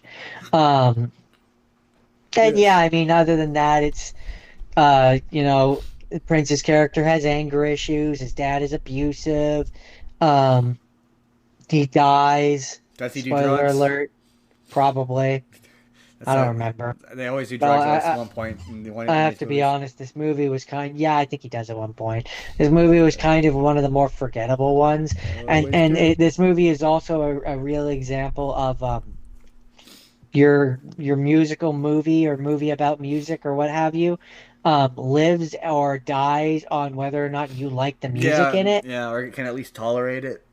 And I'm I'm gonna be honest. I don't think I'm a Prince fan. No, I've never been. I've never been a fan of Prince's music. So it kind of made this a I little bit of a slog. barely like Michael Jackson music. Also it's a 1984 movie, so you know you have that to look forward to. Big Brother and whatnot. I get it. Oh, I just more meant it's old as shit. No, that was a joke about 1984. That book. Anyway, Like the filming, the way that it looked, it felt old as shit. Um, fair enough. yeah, no, that's Purple Rain. You have that to look forward to in your future. Oh, goody. That sounds fun. Man, you could try and sound a little excited. Jeez. I'm gifting you with such great Yeehaw! movies. Jordan. No, my next one. Bon voix. Bonwy. One day I'm going to convince Zach to come on here and explain the East Coast, West Coast rap rivalry to me, because I don't get it. But, so previously on this show, Jordan, previously on Spur of the Moment podcast, I talked about the movie Notorious, about the gangster rapper Notorious B.I.G. Double G. So this is about his friend, Tupac Shakur. Apparently that was his real name. I thought that for sure was a rap name. Hip hop artist, civil rights icon from the 19 whatevers. He sang songs you would recognize, but I don't remember the names of. And he got shot in a gang-related drive-by shooting. Shenanigans. And this is funny because you were like, you ever watch a movie where like you watch the movie and then you watch another movie about the same people and now it's a different actor playing that person. Yeah. That happens in this with a bunch of people, but it's funny because this one brings back the guy who played Notorious. He played Notorious in the Notorious B.I.G. movie. They brought him back to be Notorious in this.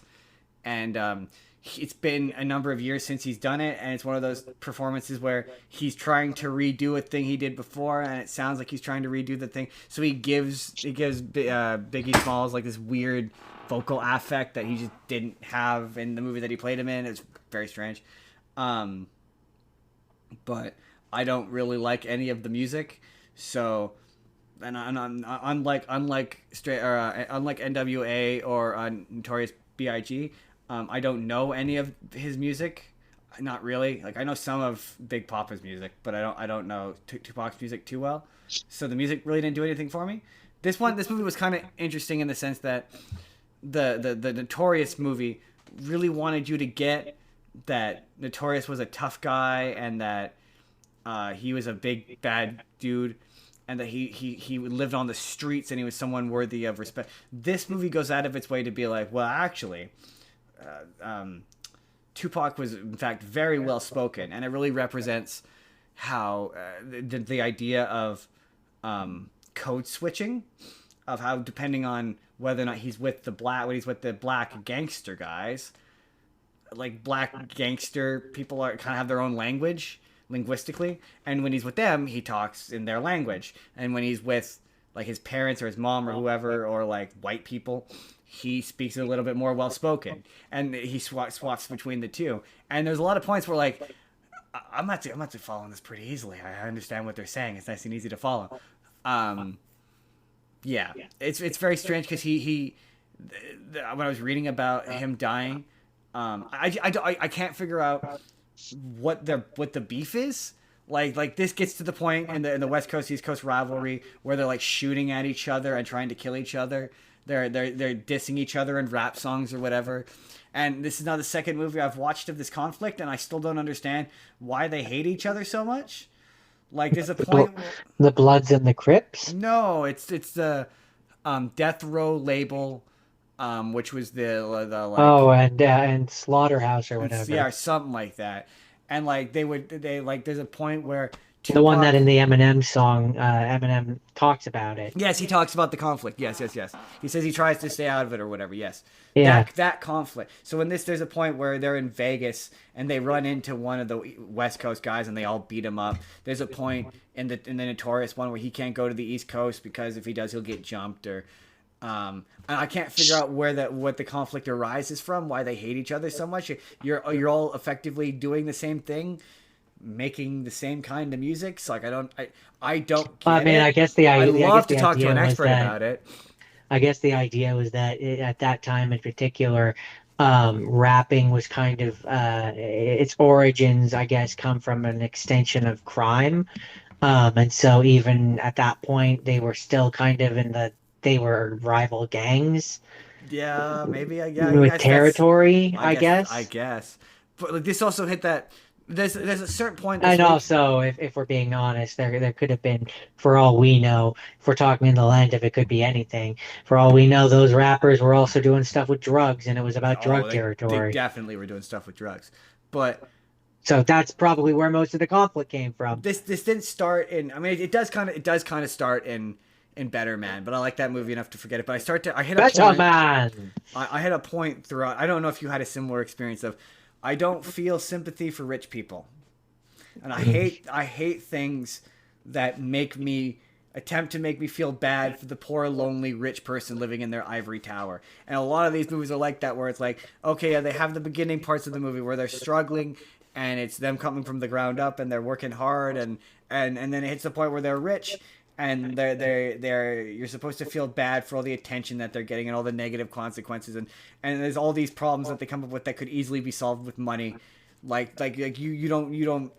I'm tired of trying to be like, oh, feel bad for me. I have millions of dollars. I don't feel bad for you, and this kind of does that a little bit, where like he goes on the road and he like repeatedly cheats on his wife and like does a bunch of drugs, and it's like. Ugh. I wasn't sick of it yet, but there will hit a point where I'm like, oh. Honestly, it's the Bob Dylan movie. When we talk about the Bob Dylan movie, that movie made me roll my eyes. For me, he looks like. Oh, the other thing is he looks like Tupac. Like that's another thing. It's quite remarkable how much he looks like Tupac. Like that is impressive. I will give it that. Sorry, you're about to say something. For me, and this is just our keep turning on my fan. Sorry. Our brains work differently, and this is kind of just an example of that for me, where, and I think I've said this before, for me when it comes to watching a biopic, I'm not watching the real person. Sure, right? But I don't. So just hold on. Let me get through my rambly statement, and then you can rebuff. I don't see like what I'm seeing on the screen. For example, with my next one, Rocket Man, right? The character that I'm watching is the character of Elton John. That's not really Elton John. Do I feel all the same feelings for Elton, like real world Elton John, that I feel for this character? That's funny. Put a pin in that. What I feel is different for the characters on screen than it is for the real people. The characters on screen, they've rounded their edges and made them more likable. So like, yeah, the part of me that likes a good character kind of is rooting for them, and wants them to succeed. But when I'm looking at it and I'm going like, okay, but this was the real Elton John. How do I feel about him? I feel less. I do in the human nature of I feel bad for everybody. I feel I can feel empathy for them, but I feel less empathy for rich person who can afford to have like 99% of their problems solved with money. I feel a lot less empathy for that person than I do Dave, who is homeless, living out of his car down the street because taxes are so high Yeah. and we can't afford to live. My- Like, no, I don't feel bad for Elton John in the same way that I do for Tom down the street. Right? But like, Oh, I'm do I sorry. feel You're bad for him? rich and Like, famous. Oh, I do weep I for you. do I feel like the smallest amount of empathy for him? Yeah, sure, of course. That sucks for him. Sure.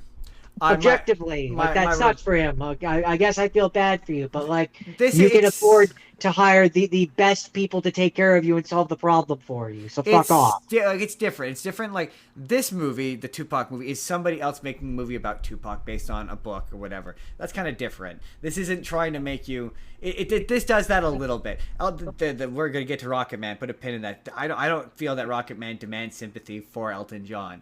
If anything, It was just an example. but like a lot of these movies, yeah, particularly when they're made by the people who knew him or liked him or loved him, or her in one case, her,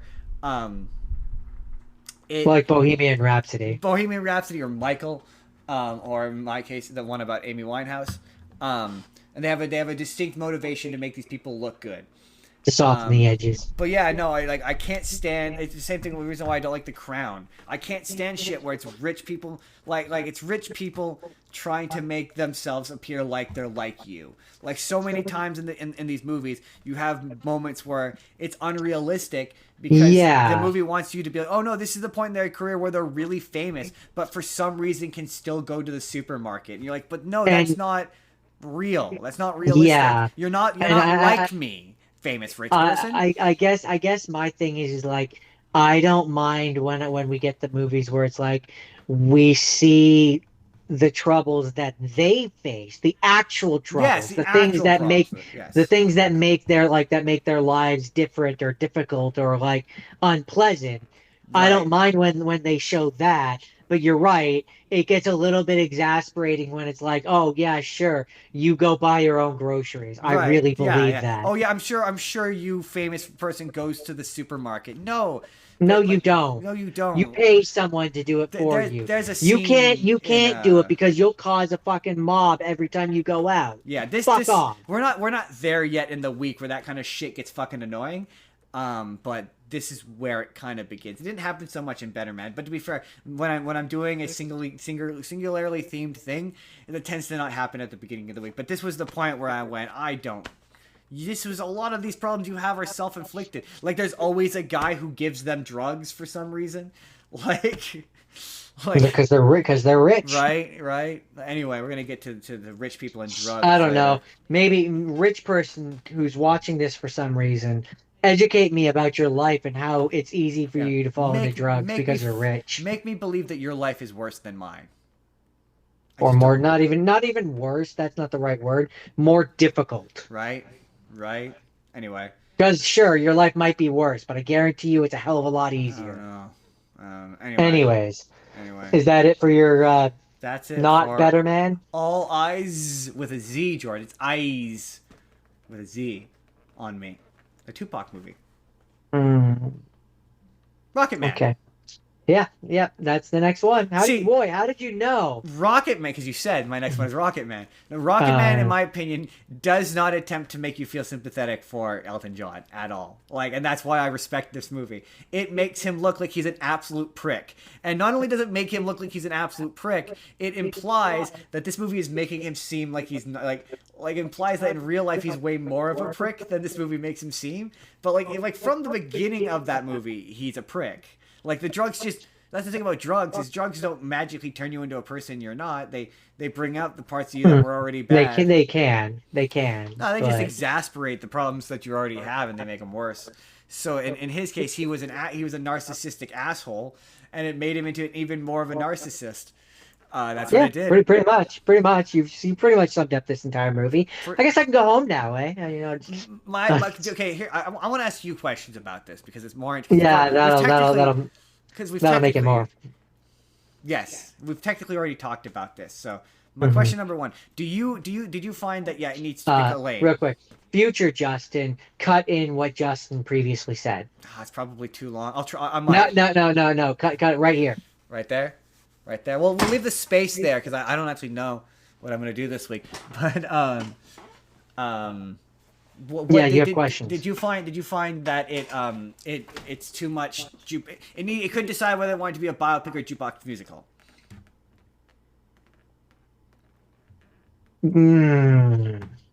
I think that it knew that it was an Elton John product, and it knew it had to have the hits. I think that it was gonna make that work no matter what. That was the goal. That was the thing that it knew was gonna. Rocket Man was in the title. It had to have Rocket Man. It's just because like for me, I get what you're saying. Okay. I just want to know if you got what I was saying. Okay. At least I think I do. Like there's too many scenes where it's trying to be high drama, but then the next scene it's a fantasy sequence where he's singing Rocket Man and he's drowning in a pool, and it's like you need to pick a lane. You're either the serious biopic or you're the jukebox musical. You cannot be both. It just doesn't work. It doesn't work for me. But I was curious if you found that. Well, now looking at the years when this one and Bohemian Rhapsody came out, this wanted to be Bohemian Rhapsody. Oh, see that's where I can see why you say that, but I disagree that it's trying because it's not being enough. Like, 'cause to me, Bohemian Rhapsody is a straight biopic. That's what I mean. It maybe wants to be Bohemian Rhapsody, but also wants to be across the universe. Like it really wants to be across the universe, and I just don't think it gets too distracted away from telling Reginald's real life story to do weird fantasy sequences. And it was like, oh hey, there's nothing wrong with doing a weird fantasy jukebox musical, but that's what you needed to do then. Yeah, now that you compared it to Across the Universe, yeah, I guess that I would say that this is kind of how do I word this? This is Elton John's life by way of Across the Universe. Yeah, like there's like for example, like there's a lot of moments in this where if that makes sense. No, it totally does. Like because there's like a lot of moments in this, like very similar to Better Man. That's why this reminded me a lot of Better Man, because Better Man is similar to this where because he's a monkey, there's a lot of the musical numbers that are just esoteric. Yeah, there's fantasy sequences, like he's dancing down the street in the rain with a bunch of guys. Like similar thing to here, where it's like like the one my favorite bit in this movie is where he's I think he's yelling at the guy. It's when he does he's doing Rocket Man and he comes out and he's got the baseball bat and he's all robotic. Like I love that's my favorite Yeah, shot. I guess for me, the reason why just real quick, that's based on a real performance that he did, but he didn't play. I know that might have been Crocodile Rock that happens, but he didn't play the song that he played in the movie there. So it adds that level of surrealism where it's like it's not real.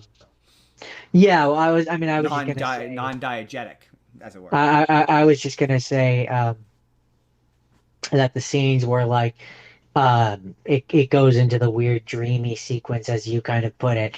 I kind of interpret that it like, you know what I mean, right? Yeah. It's supposed to be on drugs. I think it's supposed to be. Either the drugs or like just the like.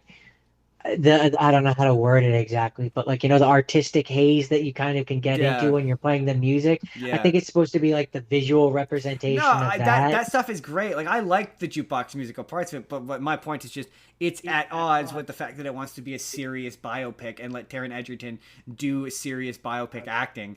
And he does a fantastic job. He's really good in this. Like I cannot stress enough how much he looks like Elton John. Like from my the 70s. God, he's so good. It's crazy. Like it's crazy, and the fact that he got this off of a fucking cartoon gorilla is the funniest anecdote ever. Like great. He's friends with Elton John now because of one voice acting role he did. Like that's hilarious. Yeah, I don't like the orchestration of the version of I'm Still Standing in this, but the fact that it looks like the original music video is still cool. Like that's the fact that they've superimposed him into it is great. That's great. And I mean, it's got a lot of the songs of Elton John songs. You can be entirely platonic friends. Yeah, and this is an example of the more you like the music of a performer. Like this movie made me realize I like way more Elton John songs than I thought. Also, this is another example of like I didn't realize X song was an Elton John song. So like, I didn't realize yours for many years. I didn't know that your song was an Elton John song.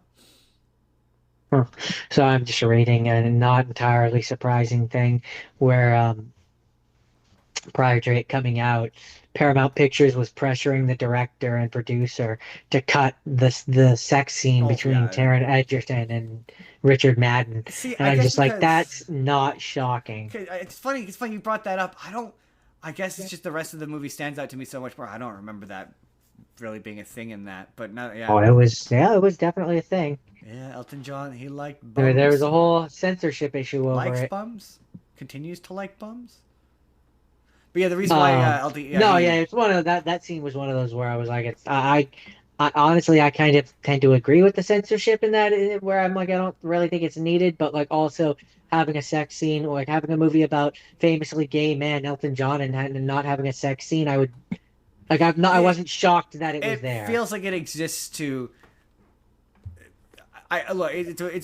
Elton John has like it's not like a younger audience, sort of younger aged audience. So like it is a little odd that you would do a lot of his music, and a lot of his performance is very cartoon like. So yeah, to do again across the universe, where it's PG, it's a bit trippy, but it's still mostly PG. I would understand the want for the studio to do that because that's what they thought that demographic. That's the word I'm looking for. That's what they thought Elton John's demographic was. But I think that scene exists to answer the accusation that Bohemian Rhapsody was sanitized. And I think Elton John went, I don't want to be sanitized. I'm not sanitized. I'm a sassy bitch, and chose to do it anyway. I think that's why it's there. If you want to argue, it's a necessariness. I think it's there to be like, we can be hard edged, but like to have that be, it'd be like having boobs in the middle of Mamma Mia, where you're like, it just doesn't feel like this. It doesn't feel like the place. This doesn't feel like the genre for this. But that's where I'm like, that feels like it's from that serious biopic that we talked about earlier. That is at odds with the Jukebox Musical. So I think that is at odds with the Jukebox Musical. I don't disagree with you on that. But yeah, I love this movie. This movie is good. It's not one of my favorite Jukebox musicals. Yeah, I really enjoyed it. It's not necessarily one of my favorites, but I like. Again, it comes down to how much you like whatever the songs are on it, and I like a lot of Elton John songs. But like, not to go back to Better Man, but what I liked about that one is I like a musical that makes you fall in love with some of the music. Like when you're like, oh yeah, I'm getting into this music based on this movie, so I like that a little bit more than just being like, oh, I feel like I'm watching a concert. So like, I think that both things can be true. Both things can be true. It's like it's hard to deny that when I'm sitting there being like, I like Crocodile Rock, and it's a fun, weird movie. Like it's nice tune to bop your head to, but like honestly, it reminds there me is something there is something to be said about like experiencing a musical or a play or whatever for the first time, and like discovering you've now discovered that song that's new that you didn't know before, but you do know now, like Waving Through a Window. Exactly, but then the movie turns out to be really, really bad. No, we're talking about the musical. The musical, in retrospect, is probably bad. No, I'm kidding. Jordan, is that it for Rocket Man? Unless you have anything else. Rocket Man! But my next one, Jordan, is about... Jordan, are you familiar with the artist known as Bob Dylan? Not by name. Oh, this is awkward. I thought for sure you know who Bob Dylan was. I need to know what song that he's done. This is a complete unknown. Run the trailer. Maybe don't run the trailer. Who knows? We don't know. Bob Dylan saying the times they are a-changin'. Oh, the times they are a-changin'. I would never have guessed that by name. I don't know the words beyond that. Okay, Justin, if you keep singing music, you're gonna get us copyright stricken. No, I'm not singing it well enough for that. It's just gonna be, what's that awful screeching sound? So Bob Dylan, a couple of times this week. Ray Charles was also similar. Where, again, back to the radio thing. Just because we listen to a lot of random music over the years by various people, different things, we're old enough that you've heard Bob Dylan songs. He's one of those artists where you've heard music of his. I don't know the names well enough to tell you any of their names or show them to you, but there's just a couple of songs in this where I went, oh, I've Got You, Babe.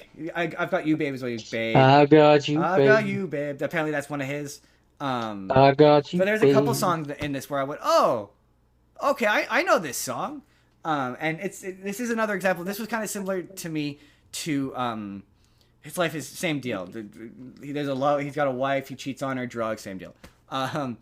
But this is basically about his career during like the 1960s to a particular music festival, and much like poetry and and Dead Poets Society, they kind of sort of forget culturally that folk music was rebellious at one point, that people actually used to listen to lyrics and not just music, and that there was protest songs, and like sometimes music could be as powerful as a person with just a guitar and a harmonica. And Yeah, I mean that's the whole joke with Lisa Simpson at the power plant singing about the yeah. people and the, you know, And so that. they kind of forget that like a lot of Bob Dylan's music is meant to be like rebellious and powerful, and it's like the times they are changing is meant to be a political statement.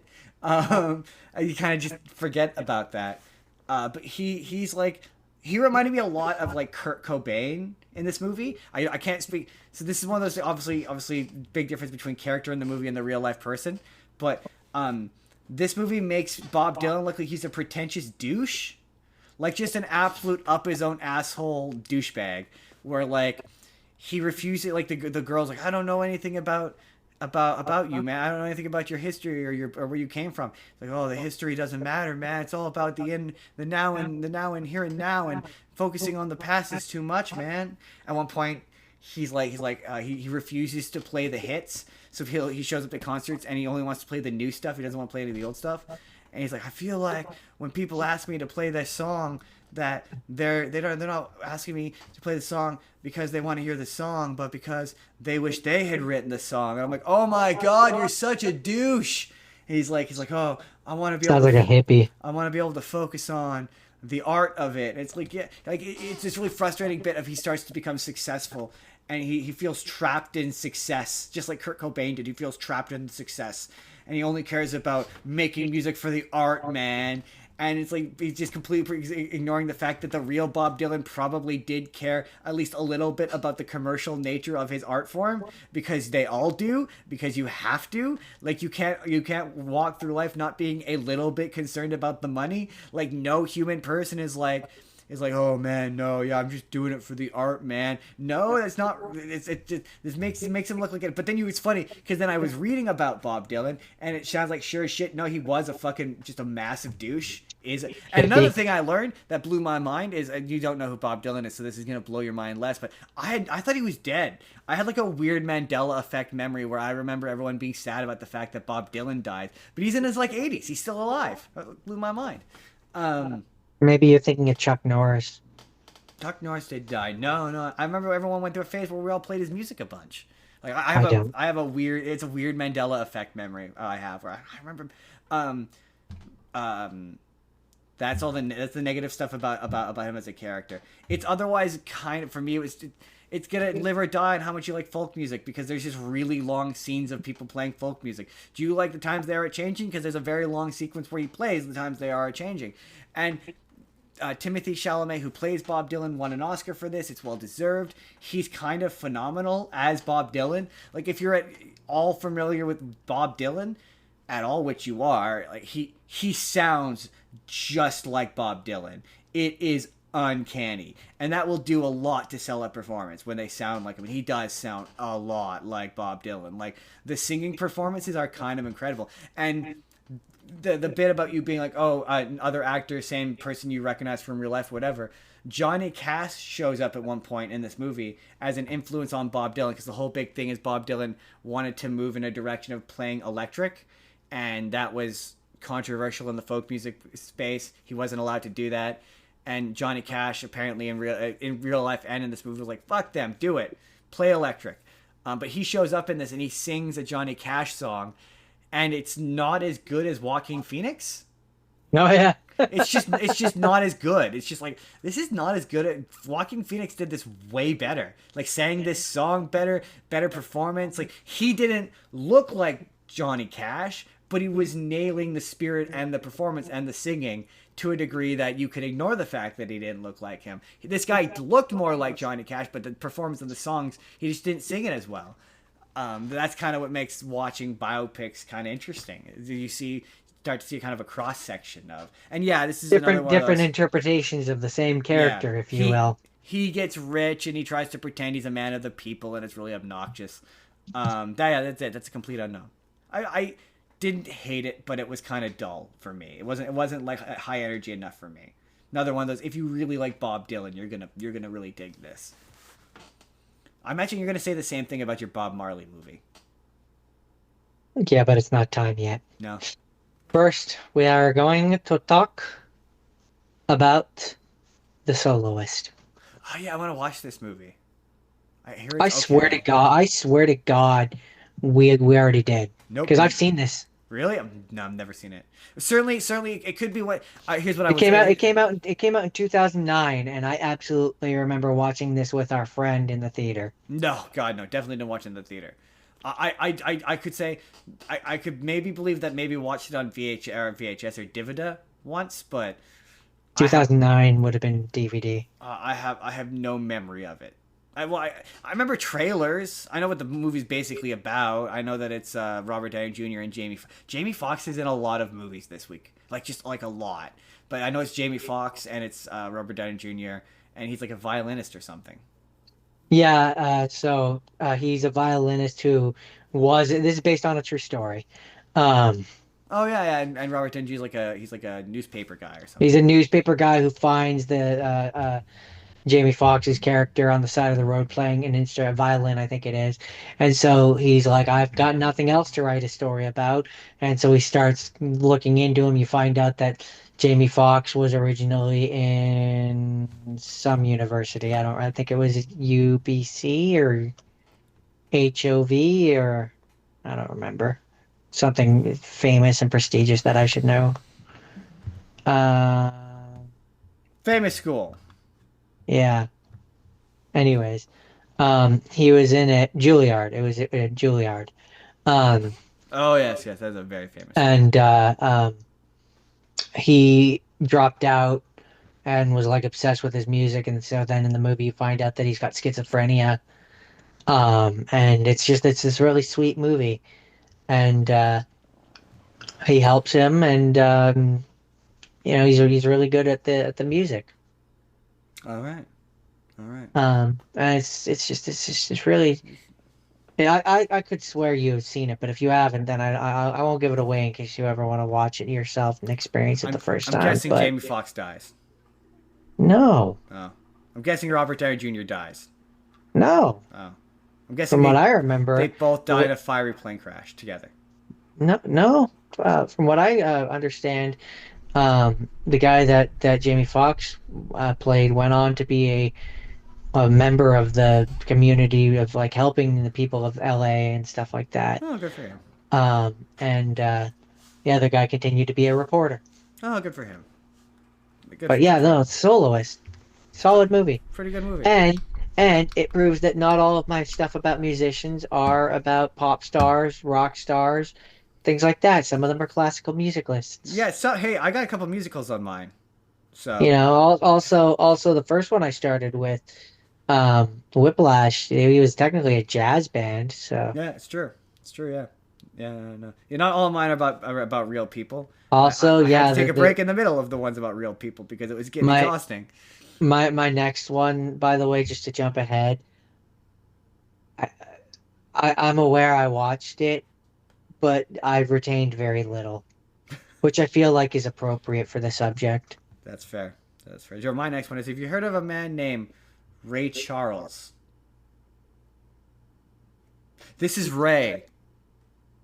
Ray Charles is a jazz piano musician from the 50s and 60s who was black.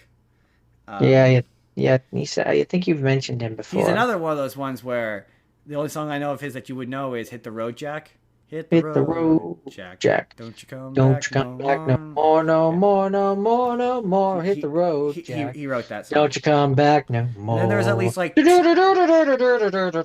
least two or three more songs that I was like, oh yeah, you know this, you've heard this, you just wouldn't know it by name or who sung it. But it's one of those songs. He's one of those guys where he's been around a long time. And the interesting thing to me about this is, I don't know, I'm sure this is ableist. I'm sure it is, but I've been guilty of in my youth of you tend to, when you see, I saw a stand-up comedian who kind of said this, where you tend to paint all disability with a brush, one single brush. You tend to be like, oh, well, he's blind. And when he plays, he seems like he's a decent guy. So clearly he's a good guy. And like, just because he's blind, it doesn't make him a good guy. Like the movie opens with he takes advantage of a bus driver to making him feel sympathy for him to get him to drive him into town. But Ray Charles liked two things, Jordan. He liked women and heroin. Women and heroin? And sometimes at the same time. Well, one of those two things. Sometimes he would do heroin after having just laid with a woman. I mean, But nothing wrong with laying. Nothing wrong with laying with a woman. I mean, in his case, it was because he was married. Oh. Yeah. Okay. Yeah. No, that's a problem. This is extramaritally. He would have his he would have his relations. Yeah. Okay. He'd have his relations on the road, and then it has that classic scene where the relations on the road shows up when he's with his wife, and she phones him. He's like, "I'm with my wife. I can't talk to you now. You know not to call me when I'm with my wife." It does that thing. A couple of these movies do an uncomfortably imply that black men can't remain faithful. It does that kind of racist thing of, oh, he's black and black men can't remain faithful. But it tries to dress it up and disguise it by being like, but it's because he's a musician. There's a couple of these movies that do that. But I mean, he wasn't all bad. He wouldn't let the girl he's cheating on his wife with do heroin with him. I mean, she eventually dies of an overdose of heroin. But she goes to like, I want to do drugs with you, and he's like, no. If I ever catch you doing drugs, you will be in so much trouble. But he says it meaner and with worse language. I understand. Yeah, no. And I think Jamie Foxx won an Oscar. Jamie Foxx plays Ray Charles. I think he either got nominated or won an Oscar for this. His performance is incredible. I'm making fun, but he looks just like Ray Charles. He acts just like Ray Charles. Like I've seen clips of Ray Charles perform, and it's pretty spot on. He apparently does the singing as well, as he sings just like Ray Charles. It once again, yeah, same deal. Does that thing where he gets rich, and the movie tries to be like, being rich is hard. And I think that's it. I think that's all I had to say about Ray. Yeah. Like I liked heroin. Oh, that was the thing. Is like, yeah, he's rich. So he managed to be on heroin for 17 years because he was rich enough that he could afford to be on heroin. And the only reason why he had to stop is because the only reason why he stops is because it becomes a problem for the white man. Like no word of a lie. Like he's doing it for like the whole movie, and apparently in real life he did it for 17 years. And in the movie, I cannot speak to real life, the only reason why he's forced to stop doing heroin is because all of the white people in his life make him stop. Like, you're becoming a problem to us. You're doing, like, the heroin addict twitch. You're scratching yourself up. You look haggard and rough. You need to stop doing heroin. But prior to that point, they don't care that nobody cares that he's doing heroin for 17 years. It isn't until the white man takes issue with it. I don't know how to respond to that. My brain is not capable of thinking of a response, so I'm just going to smile and nod until we awkwardly move on to the next subject. That's Ray. You can move on now. Oh, okay. So I don't have a lot to say about this. These things ride or die on your interest level about the particular person you're watching a movie about. I kind of just needed to fill a slot. This is Bob Marley, One Love. One love, one, let's get together and be alright. I see. That's funny. I actually do want to watch this movie because Bob Marley is. I mean, if you're paying attention, he's an interesting guy. Like they're like him being Rastafarian and Jamaican kind of gets reduced in the zeitgeist and in pop culture. But like he was majorly involved in like a political conflict in Jamaica. Yeah, that's what this is about. Yeah, that's what this movie is about. Like he was like a rebel. Like he was like kind of a big deal. And like absolutely he was. A lot of his pop culture influence gets reduced to he liked being high and he has tropical sounding music. He was a hippie. Yeah, because when this movie came out, I was reading about it because I was interested in it. So I do actually want to see it. I do want to watch it. I suspect. Well, you know what? Let's make your dream come true. Add it to your list. All right. Because like it's I'll be nice.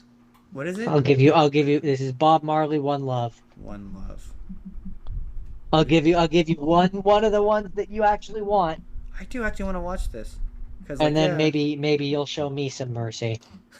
Hey, you've got some good shit. I mean, one of the movies is Muppet Take Manhattan. Okay, all right, okay, all right, all right, all right, all right, all right, all right, all right. But yeah, no, he wasn't. Yeah, he's a little bit. That's the thing with a lot of these people is like, they tend. A lot of them don't focus enough on. We don't have enough biopics on interesting people who people don't know enough about. And I didn't know that much about Bob Marley. It's funny when I saw Marley on your list, I didn't realize it was Bob Marley. It was the first version of your list. I was like, how is Marley and Me? What does that have to do with music? No, definitely Bob Marley, One Love. There was another one. I don't know if it's a biopic or what it is, but it's called Marley, but it's got his face. But it's still about Bob Marley. But it wasn't on anything, and I needed one of them to be on streaming, so this got nominated instead. Fair enough. I don't know. Bob Marley's always been one of those ones where it's like, I like some of his songs. I never really thought about who sang them. No, I know, right? There's just certain ones of these guys who are like, oh yeah, that Bob Dylan, I had kind of a similar effect. That's why I comparing the two Bobs, you know? But I had a similar effect to this, where it was like, I'm aware that there's a person behind the music who sang the song that I know, but I never put much thought to who it was or who they were. Yeah. And so I'm so interested in the Beatles movies, because like it's similar effect where I'm like, yeah, I don't know enough about, but Bob Marley in particular is a fascinating guy. So I just more mean in this instance though, like there's a couple points where he's kind of a dick. Yeah. And so it's like, I don't know if that's accurate or not. I don't know if he was a dick. Yeah. Well, a lot of people just assume, you make good music, that must mean you're a good person. But no, not always. Sometimes. Not always. I saw a video where the person was, all artists are bad people, and this is an example I could believe. Yeah, I could believe he would have been. That he wasn't the saint that people made him out to be. What years does this take place? Then I promise we'll move on. But I'm just curious. It starts in 1976. Oh, okay. So he's a black man in Jamaica in the 1970s. Okay, yeah. I could see perhaps him being a little rough around the edges. Yeah, it looks like it ends around 1978. People in the 1970s didn't exactly treat women with the utmost respect. Yeah, well, yeah. So yeah. But like, is it that like that again, that hacky cliche of he's cheats on his wife while he's on the road kind of type of story? Says that it's from his rise to fame in the mid 1970s to his death in 1981. Oh, okay. Oh, so he dies in this. Yeah, I believe at the end. Does it end with his death? Near the end, you find out that he got the. I don't remember what it was. Yeah, see, that's another thing that drives me crazy about these movies. Is so many of them end before it gets to the interesting shit. He was diagnosed with a rare skin cancer. Oh, interesting. Yeah, and dies from it. That drives me crazy. Did this one end on a wall of text? Yes, I believe so. The Tupac one drove me crazy because, like the Tupac one ends with him getting shot. All I know is that he died tragically young. Yeah, the Tupac he died. You're 36. Yeah. So was he when he died. Oh, that's too bad. But no, when the Tupac one, he died. Like he gets shot, and then the text says, "Oh, he dies," and he died, whatever. But then when you read about it, it's like there's a whole sequence of he goes to the hospital, she stays with him, and like all these scenes that would have made for a great movie, but this movie ends well before any of that shit. It's super weird. This sounds like it's the same thing where it ends because it wants to end on an up note, but it knows that the person in real life died, so it has to have the wall of text to be the bummer. So yeah, we'll see what you have to say when you get to it. We'll see. I don't have much more to say about this one. It's one of those ones where it was like, it wasn't bad, it wasn't good. I mean, maybe that does make it bad, but this didn't really make me feel anything. No, yeah. If you don't feel anything, that's almost worse than feeling angry about a thing. It's kind of see. So okay, my next one, Jordan. My next one. And that's my last rapid fire, by the way. Is a movie called Back to Black, which is named after Amy Winehouse's second album, and is about the star Amy Winehouse, which you said you hadn't heard that song, but I that surprises me because like she's from that era of I didn't say I hadn't heard it. I said I didn't recognize it. That doesn't mean that we both know I have a notoriously bad memory. That So is true. But she was very much a top 40 type of artist. So if we were listening to the radio, you would have heard like at least one of her songs. probably, but it probably was one of those. Sorry, it was probably one of those ones where like there was a lot of songs that were on at the time, and I didn't necessarily pay attention to them all. This is a really egregious example of like trying to take someone who sounds like they were kind of a bad person and makes them seem like they were actually, oh no, but actually they were really nice. Because like from what I could read, and to be fair, a lot of this is secondhand and anecdotal and it's on Wikipedia articles, so like I'm casting aspersions on a person who tragically passed away. But according to the internet, her favorite thing to do is get drunk and beat people up. She got arrested so many times for getting drunk and beating people up. And this movie reduces that to, oh, she just has a temper. I just have a temper. And like, there's a lot of the sequences of like her beating up her husband, boyfriend, or whatever. And then like, there's a scene where she runs into a little girl who's like, "Are you Amy Winehouse?" And she's like, "Yeah." And she's acting all nice and like, "I want kids," but you're like, "But you are really, really destructive, and you having kids would be a tremendously terrible idea." And there's a bit where she's phoned her dad to tell her who's enabling her. He's an enabler, but she's phoned him to tell her that she's getting married, and like, "Oh, we're out at the zoo," and they're out at the zoo. But this is at the point where she's released her first album, and she's already famous, and they're just walking around. Yeah, so like. She would be swarmed. Pretty much, she'd be swarmed. Like, there's no way she could be at the zoo. And it's trying to do that, like, she's rich and famous, but she's still like you and hangs out in a house. You're like, she lives in a regular house, and you're like, she's rich and famous at this point. She would be in a mansion, right? And it doesn't want to have the person look bad, so it skips over all the bits and doesn't show any of it. The Smashing Machine was very similar to this, where it doesn't show any of the bits of her actually doing drugs. It just shows all the end results of her doing drugs. And the movie ends basically kind of hopefully being like, oh, she's going to rehab. She's gonna get clean. She's gonna stop drinking. And the movie just kind of stops. And then there's just a wall of text that's like, Amy Winehouse died at the age of 27. So it's like, well, this entire movie makes it seem like her life is about to be on the upswing, but it's not. It's very strange. Again, it's softening the edges of this person who was way more complicated than this and like way more interesting than this. And to be fair, the contemporary reviews of this were very much the same way of like, oh, it's just kind of a by the numbers biopic with nothing really all that interesting to say about this person who was maybe more complicated than this. And it's like, I just didn't. I'm not a fan of her music, so it just wasn't doing it. I wasn't getting enraptured. I discovered this is gonna come back, but I discovered that I can become enraptured with something and not care for the music. that can happen. It happened this week. But I was like, I'm not into Amy Winehouse, and this is just kind of making what seems like a not very nice person into a nice person. But anyway, tragic that she died at the age of 27. R.I.P. to Amy Winehouse. That's it. That's Back to Black. That's my final rapid fire. Moving right along. So, my first have seen is the technically biographical, I guess, in nature, Bohemian Rhapsody. You think that people are going to sit around in a car and bop their heads to Bohemian Rhapsody? It's crazy. Yes. In a movie where a guy who looks like me will be in it, in a bad wig.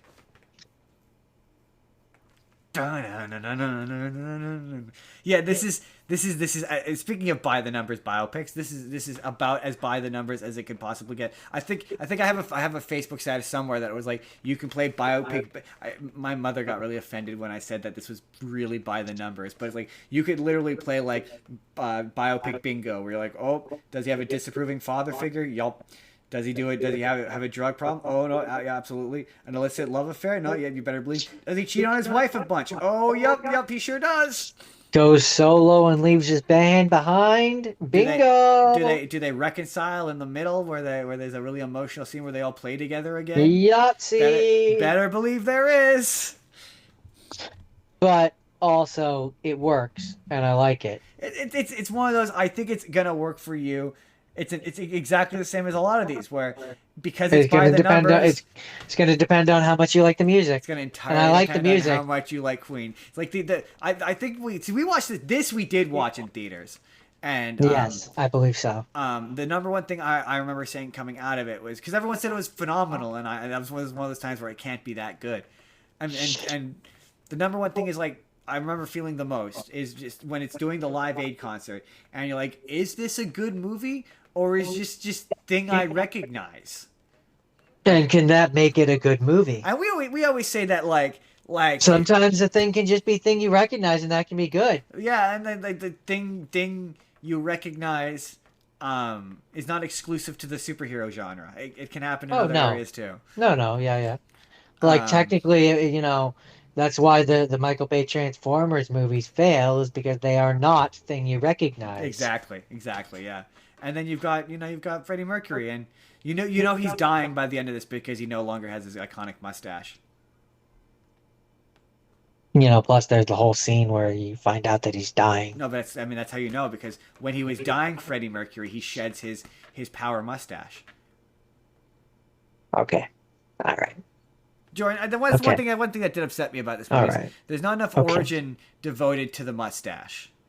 The mustache is an iconic bit of Freddy's iconography, Jordan. Like there's a great deal of time. Oh, I thought you were going to say something completely different. Well, there's a great deal of time devoted to the fact that he's got buck teeth. Like I think there's more than one joke about his teeth, right? There's in the beginning there's a few, and then it kind of stops. But like, there's no deference paid to the iconic mustache, the incredibly gay mustache. No, I think they all chose to ignore that one, Justin. Jordan, it's a gay mustache. Not that there's anything wrong with it being a gay mustache, but it's a gay mustache. Apparently, originally at one point, Sacha Baron Cohen was going to be Mercury. Yes, there's a very funny clip. It's my favorite clip in regards to this movie. I was going to bring it up when we talked about Brian May doing He-Man. But there's a very funny clip of him on Howard Stern. Howard Stern asking him about the fact that he was supposed to do. I don't know if it was specifically this movie, but it was certainly a version of this movie because Sacha Baron Cohen wanted to really really focus on the partying part of Freddie Mercury's lifestyle, the gay parties and the all that, and apparently the rest of Queen went, and what are you gonna do afterwards? And he went, afterwards? What do you mean? After Freddy dies. What do you mean after Freddy dies? There is no after Freddy dies. No one gives a shit about after Freddy dies, and that's why he got kicked off of the movie. What about afterwards? What do you mean after? So it's just There's funny. No afterwards. After Queen. That's how Queen dies. Right? No, I mean, no, they did. They were. No, I'm just saying that's him. It's just funny that ultimately this movie goes in the direction of deciding not to go after he dies. No, I think he has a mustache because he has a weird upper lip. I think that's why. I mean, I just always assumed that he had the mustache to kind of hide his teeth. There is a reason why he eventually develops the mustache. They don't explain it in the movie, but in real life, I remember looking it up once. I think it's to hide the teeth or to hide he has a cleft upper lip or something. But it's to hide something on his upper lip. Yeah. There was a specific reason why he has a mustache. Like I'm joking, but there actually is. I can't imagine this with that Sacha Baron Cohen. I just can't. I kind of can. The only reason why your brain would be like he can is because he can pull off a mustache. I just don't. It's funny. It's not. But to be fair, Rami Malek doesn't sing as Freddie Mercury in this. I think he's melded with a guy named, I think it's Mark Martin, I think is what his name is. But he's a really famous Freddie Mercury impersonator, and he sounds like just like him. It's kind of uncanny. But he doesn't sing. So I don't think... Sacha Baron Cohen, Martel. That's it, Mark Martel. He's uncredited. Yeah, he does. He doesn't do all of it, but I think he fills in, or he does half of it with someone else. But I don't think Sacha Baron Cohen could have done it vocally, but they would have just probably done a similar thing. Visually, man, Rami Malek sure looks an awful lot like him. Yeah, that's my thing. It's pretty impressive how much. It's not even just that he looks like him. It's the body language for Freddie Mercury. You have to The get the mannerisms too. Yeah, you have to. Yeah, it's the mannerisms. It's the oh, there's an interview I saw of him that was like, that's to me, that is, he had to have watched it, because there's so many of his vocal mannerisms, and again the performance mannerisms. Like I say, that final sequence at Live Aid is incredible. It's incredible how much it looks like the thing. Like, it looks like the performance. So like, yeah, it's impressive, but just the rest of it is so blah. Yeah, I mean, I don't know. I still think of the biopics I watched this week. This But one's like, this one's near the top. that's completely valid. I'm not gonna take that away from you. It's just because it's like you said, it's by the numbers, but those numbers are all right. Like, There's a reason why those numbers exist. a biopic. I don't think a biopic can elevate itself above just being a biopic. I can't think of a biopic that is highly elevated in terms of, it's like, this is doing something to subvert the form. I just can't. Yeah. I can't think of one that does that. I just can't. Maybe there's one. Hey, if you think that there's a biopic that subverts the tropes of the biopic genre, you let me know.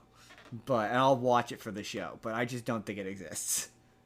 They are all, well, they're certainly not musical biopics. Maybe non-musical biopics are different, but musical biopics, they all have the same beats. They're all the same movie. Jordan, do you have anything else for Bohemian Rhapsody? Nope, that's it.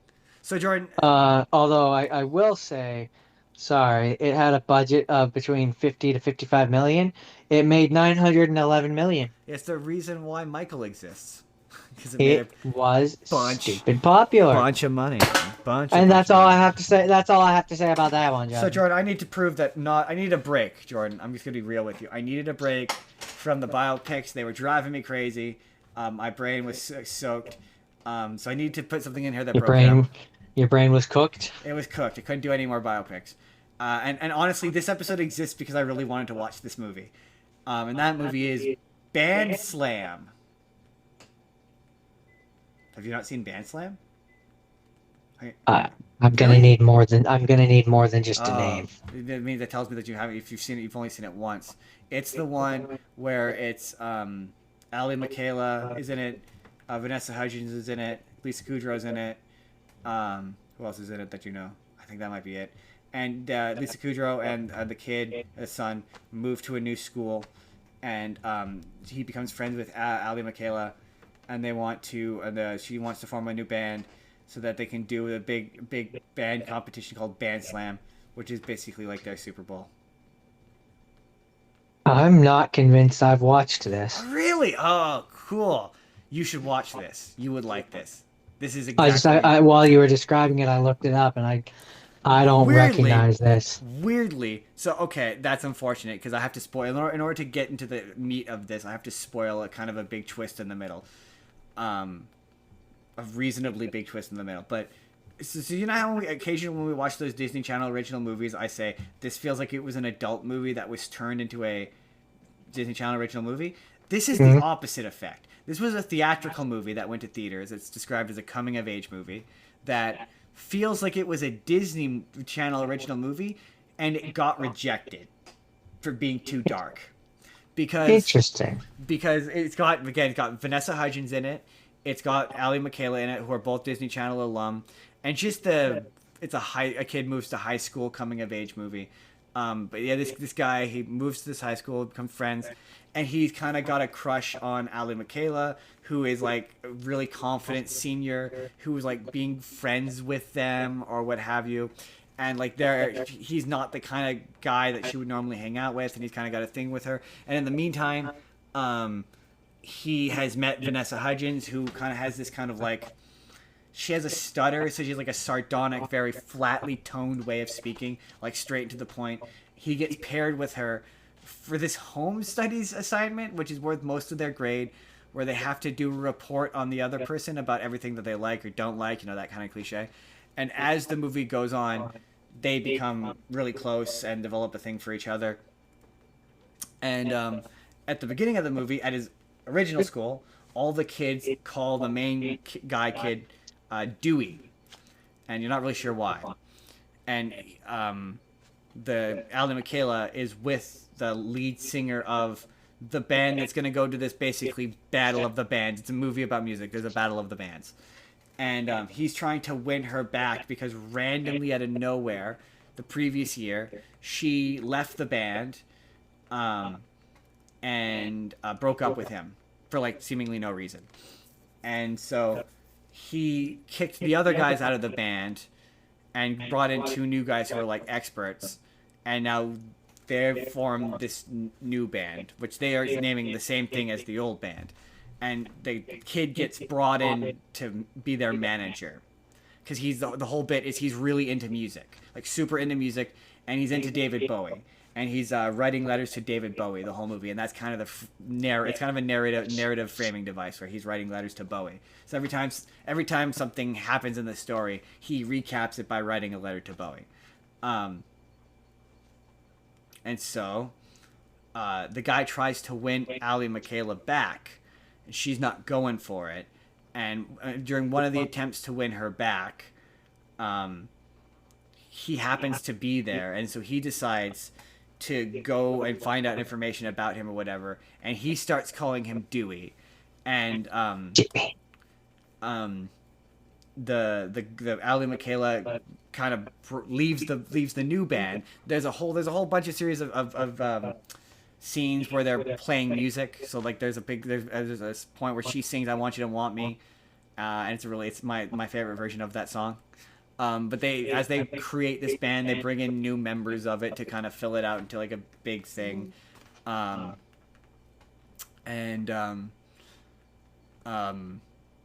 Her dad dies, and she pulls away from everything, leaves the band, and he goes to see her and to be like, "Hey, we're here for you, what have you," and she reveals that when her dad became sick, she made like a bargain with God that if he got better, that she would be a better person. That her dad hated who she was when she was with the guy, so she broke up with him. And like she was nicer. She started a big part of the plot is they're volunteering taking care of kindergarten kids. She decided to do that, and she decided to be friends with the losers, basically. Everyone who is exactly opposite to who I was is how she puts it. And it's kind of a dark twist. And so in order to get back at him, the guy finds out that he was called Dewey, calls him Dewey, and it's revealed that the reason why he's called Dewey, it's not Dewey like Dewey from DuckTales. Or I was going to say Malcolm in the Middle, but it's DWI. And the reason why they call him Dewey is because his dad was a day drinker who got in a car and drove and killed a kid. And they sent the dad, if you're like, this is a major tone shift, yeah, welcome to this movie. The dad... So Dewey, driving under impairment. Driving while impaired. DWI. DUI. No. In this, it's DWI, because DUI is Canadian. Oh. Yeah. And so they sent the Same dad... thing. It's the same thing. But they sent the dad to prison, and everyone in where they lived turned that vitriol onto him. And so they all call him Dewey, and they bully him. Not even just the kids, but the adults too. All bully and treat him like shit because his dad killed a kid. Which just feels like, even by high school cruelty standards, feels needlessly cruel. And like, when I was watching this, I was like, this feels weird and specific. It reminded me of the Romeo and Juliet law from Transformers, weirdly, where I was like, this feels weird and specific. Like, this feels like somebody went through this or knew somebody who went through this whose dad killed somebody and got called Dewey and wrote this. Because this movie is very specifically written by one guy, and it's directed by the same guy who wrote it. And so it's just, this movie feels like whoever Disney executive he tried to sell this to got to that part and went, man, this is dark. Because that's dark. Like, even by the standards of regular high school cruelty, I would never blame a kid for his dad doing something. At least I can't picture a situation where even as a teenager, where I would do that. That feels fucked up. It's pretty fucked. right? And so they gets to the big, whatever, what have you, band competition, and because I don't like the ending of this. It ends with obviously the big competition. It gets to the point where they're like, oh, Ally Michaela doesn't want to do this anymore, and so they convince Vanessa Hudgens to sing instead. And what's her face? The Ally Michaela has written a song for her dad about her dad, and that's the song they've been practicing for this competition. And so she allows her to sing it for the competition, and there's no indication that this character has any interest in being a singer or a performer, like at all. She's a reader. The whole thing is she reads the whole movie. There's one scene which feels like it has been added in later, where he goes to her house and she watches a video of her singing a song, but that's kind of it. So I don't like the fact that she sings for Ally, because the whole movie's been Ally Michaela's been singing, and she's been dealing with her trauma through music and what have you. And so it's just like she's hanging out with Lisa Kudrow at the end of the movie. She doesn't get to come up on stage and sing. And the movie ends with Vanessa Hudgens is in the band now and is the lead singer. And there's just there's nothing that indicates that she's into singing. So it just kind of feels like it was a rewrite. It feels like a rewrite. Like it feels like it was something that was changed later because they needed the drama of Ally Michaela leaving the band, but her coming back felt unearned. So that's why they had Vanessa Hudgens, but that also feels weird. Also, Lisa Kudrow is phenomenal in this movie. The scene I told you about where she tells Ally Michaela that about the dad and the killing the kid or whatever. She's like, yeah, I forget the main character's name, but he's like, the kid went to the kid's funeral and hugged the mom and said he was sorry and said that it was his fault. Will is like, that's what kind of kid Will is, and it's a heart-wrenching scene, just a devastating scene, and her performance is so good. I was like, Phoebe, what are you doing? This is good shit. God, I don't want to add another thing to your list from this episode, but we'll find another excuse for you to watch it. In a couple weeks, we're you know what? In fact, 2 weeks from now, we're gonna do high school related movies. I'm going to do Napoleon Dynamite. You should do this.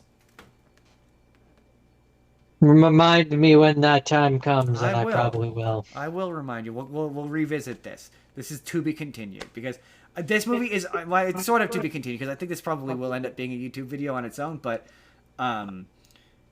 I think this movie, I saw someone say this movie is severely underrated, and I agree. The fact that you haven't heard of it or seen it is, I cannot believe I haven't recommended this movie to you before. I watched this with my ex-girlfriend years and years ago. Me and my ex-girlfriend watched this, and I fell in love with it the first time I watched it. I'm like, it's elevated Disney is what I would call it. It's like a better version of a Disney Channel original movie. Like it's not as good as like a actual like an adult kind of movie. Like this is very much for teens and for kids, but it's like, yeah, it's better than like, it's like a better version of a High School Musical, but like a better interesting version. Like if you were to take a High School Musical and make it into an actual movie with actual drama and actual acting that's actually good, it's like, oh yeah, Ally Michaela and Vanessa Hudgens, not so much Vanessa Hudgens, but Ally Michaela can actually act. Like she's good in this. It's quite surprising. But there's a reason why she went on to have a career. Yeah. She was pretty.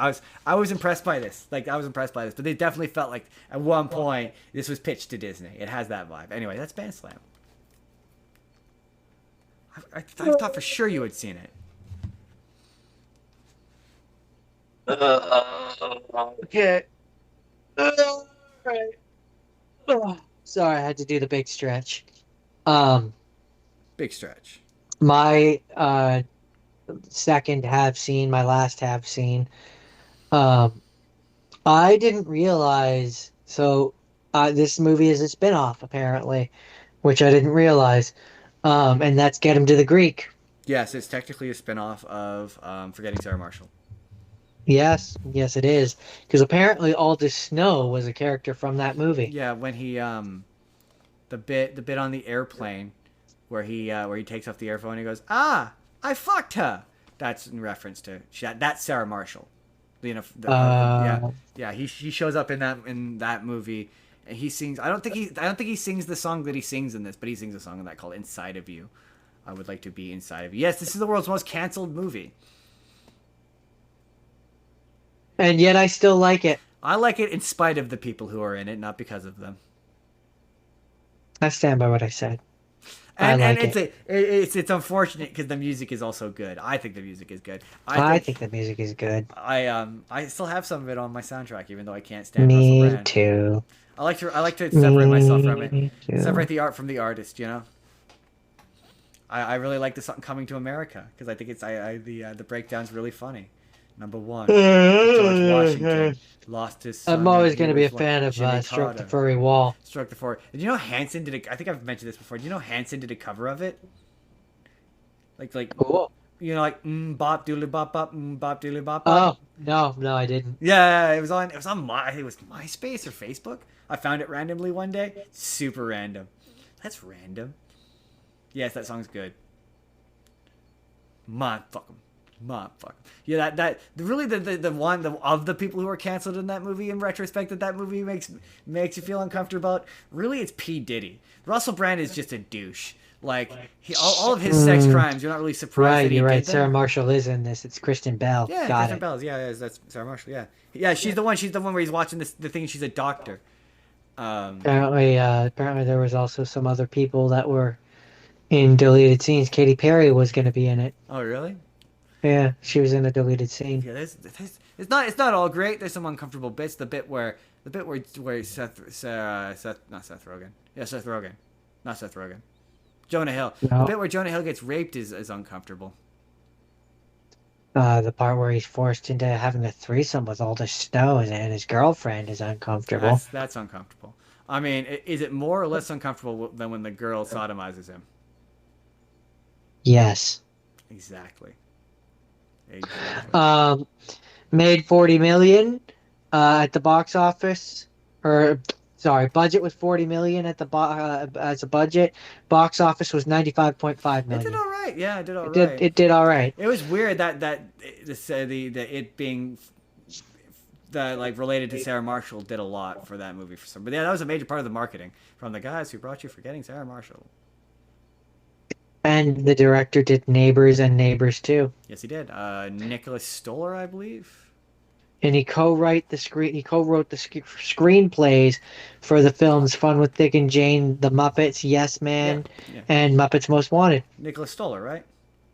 Yep. Yeah. He's Seth Rogen's writing partner. That explains a lot of the humor in this. Then that kind of makes me shocked that the main character wasn't Seth Rogen. Yeah.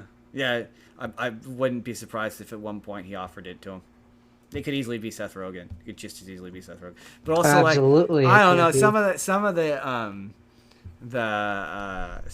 I think the reason one of the reasons why they didn't. You're so smart, but you're actually really dumb. It's great. Love that line. I think one of the reasons why it wouldn't work with Seth Rogen is because like the parts where when he wants to party, I just think Seth Rogen would want to join. Yeah, I mean he could play. The thing is, if he could play neurotic straight man in a situation, he could play that character would be exactly the same if it were played by Seth Rogen. Probably. For the most part, I don't even think he's heavy in this, and I don't even think they do any fat jokes. Like to the movie's one solo credit. That's the most unbelievable part of this movie is I was just the girl that Jonah Hill is with is just way too pretty for him. Yeah, it's true. But yeah, she's too I hot like this for movie. You. She's too hot for you. I know. This movie has a lot of cameos though. Apparently, Tom Felton. Is he actually? That's funny. As themselves, I believe. My favorite. I got so many favorite bits. I love the bit. Right. No. Yeah. There's the part where he's at the party and he sees Tom Felton. Yeah. Right. My favorite bit is where he goes to get was it heroin for maybe you met my friend Mr. Heroin or something. Do you think I'm just gonna sell you drugs? Yes, I do. I do know where he's right back through here. But God, come on, man. Or he's like, yeah, that's one of my favorite T.J. Miller roles. Like, if you don't give me, I'm gonna stab you. And then just the next scene is just them in the car. Ah! Just help him, man. It's great. Super funny. Why did he not dump me near the door? You could have got me to the door. Funny. So funny. So good. Good shit. Yeah, this is one of those you gotta separate. Occasionally, you gotta separate your art from your artists and just pretend that Russell Brand and Jonah Hill and P. Diddy are all dead. They're dead to us, Jordan. Professionally and artistically. Or you just have to be ignorant and not be aware of what they may have done. Don't tell me. Don't tell me. Don't tell me. As long as I stay ignorant, I can enjoy this movie because I don't know what they did and I don't need to know. Russell Brand did bad things to women. God damn it, Justin! What did I just say? Jonah Hill. What did I just say? Jonah Hill's a creepy weirdo and possessive and did bad things to girls. I mean, that's surprising no one. No, it absolutely doesn't surprise anyone. No, yeah, Russell Brand, when you find out the stuff he did, well, you mean the guy that plays weird sex pests, and it's like finding out that Andy Dick was a sex pest. You're like, what? The guy who plays weird sex pests in movie turned out to be a weird sex pest in real life? Who would have saw that coming? I mean, I just sort of assumed that the character that he played in this is him. Yeah, it is pretty much. Yeah, it's pretty much what he was like. He's not acting. It's like, oh yeah, no, yeah, what? He victimized people? What? That doesn't sound surprising. Jordan, is that it for Get Him to the Greek? That is Get Him to the Greek, a movie which, contrary to the things that Justin just spoke up about, I still enjoy. Like, in spite of the people who are in it, not because of them. Jordan, are you familiar with a band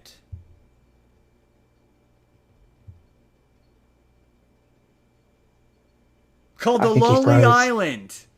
Oh, he didn't freeze. Okay. I was waiting for you to get. It was a call and response thing, Jordan. Oh, I see. Have you heard of a band called The Lonely Island, Jordan? I do know The Lonely Island. They have that one. They have that one guy who was in Brooklyn Nine-Nine, and the rest are unimportant. Yes, Jordan. They made a movie. They wrote and directed. 2 of them directed it. 3 of them wrote it. It's called Pop Star. Never Stop Popping. And it's a what's the word? Mockumentary movie about the artist known as Connor For Real. I really like that doesn't sound like a real name. I'm gonna need you to try again. This movie is good. It's weird because the poster and I saw the guy say that the thing that kind of failed this movie was it was marketed as a parody of the Justin Bieber documentary Never Say Never, and it kind of is. It's kind of a parody of like Justin Bieber and that kind of pop star. There's someone else who it made me think of that it was making fun of. But he's one of those so the joke in the movie is that they're a profoundly I don't know if it's supposed to be the joke, but to me the joke is that they're a profoundly untalented band that in this fictional version of the universe, because it keeps doing talking head interviews with random celebrities who are like, so the Connor For Real guy, Connor, started off in a group called the Style Boys, who are just kind of a stand-in for the Lonely Island, and they write jokey sounding awful rap songs. Like one of his songs is you fuck me like you fucked like we fucked Bin Laden. One of them is Mona Lisa, you're an overrated piece of shit.